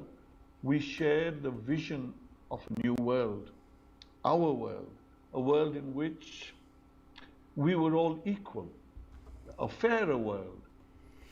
255, that's the thing. I don't think anyone is suggesting you can actually get rid of fascism. All you can ever do is fight it. It's just sort of there. Unfortunately, it does appeal to a certain kind of person, especially in extreme circumstances. So I don't think the goal should be to stamp fascism out, because I don't think you can. I think that would be a pie in the sky. Jonathan Pye in the sky, dare I say. We were no longer those who would accept crumbs from of a biscuit of colonial Britain. We didn't even want the packet anymore. We wanted the bakery. True. Thank you for watching. I have one more thing to say about this, which is that you might have noticed this video contains some Nazi imagery and racist language. I checked the YouTube guidelines before I filmed it, and I don't think it comes close to breaking them, but it might get demonetized. It will. Go and support Jay Draper, who is awesome. Fact. Anyway, I'm going to go to... I might have some food first and then go to bed. But not before allowing it to go down, to begin digestion properly. You should never eat and then immediately sleep, or lie down. It's bad for digestion. I think fascism gets its momentum from poverty and hopelessness. Yeah, absolutely, Niall. Yeah. Like I say, I think there's an inherent part of humanity that is drawn towards fascism. I think there is a certain type of person who is susceptible to fascism. But in terms of it becoming genuinely popular, the only way that can possibly happen is if you give the extreme circumstances necessary. It's like the forging of certain minerals. It's only that pressure that on the outside of it that forces it into that shape. And that's essentially how fascism works. Without poverty, without hopelessness, without division, there can be no large-scale fascist movement. There can be still support for fascism, and groups will pop up and all the rest of it. And each generation has to fight it in its own particular way, in its own particular place. But you can drain that swamp very literally by, or metaphorically literally, if that makes sense, by, taking away the need for people to look for scapegoats. If you have like a reasonable job and an expectation that at least will be sustained, if not improved, you don't need to look to other people who've got a job, because you've got a job. If your kid's got a good school, you don't need to look at the fact that there's a school down the road with all those Asians in it. Whatever, right? Without, if your area is safe, reasonably so, you don't need to look at it and be like, well, who's causing all of these problems? Look at this thing and, that thing. You don't need to look for an excuse or a way out. Because people feel reasonably contented with their life. You give them a stake in, at the very least, the status quo, hopefully to betterment, but at the very least in status quo, so that they don't look to the extreme bullshit of fascism. That's the way you drain support from fascism, ultimately. The tactics that were being discussed in this video is when that hasn't happened. When that approach to it hasn't been engaged in successfully, or at all, that fascism rises. And then you have to be a bit more robust in your attitude and approach to the topic. Anyway, I've said I was done for the night. Right. Thank you everyone for your support. Thank you everyone for checking in on me and listening and all of that shite. Indeed, material conditions are rather important. I think there's a man on screen who said that before, and I'm not just talking about me. Who's going on the YouTubes? Katie motherfucking Marshall is going on the YouTubes. That's who's going. Oh, thank you, Vicky. Much love. I'll turn the alert box off, though, because we don't need to hear that 5 times. And I'm trying to say goodbye anyway. But thank you, genuinely. That's a beautiful thing. Yes. I'll send you over to Katie. Go and check them out. Regular in the chat. They were in earlier. They're good peeps. And I'll be back tomorrow. I might not do a politics stream. I might just do a sports stream. There's some European football going on, so I might be over on my sports channel, which you go and check out as well. KFL Reacts, and I might be watching possibly the Celtic game, maybe, I don't know. Yes. Anyway, thank you all for listening and watching. Free Palestine. No passing around.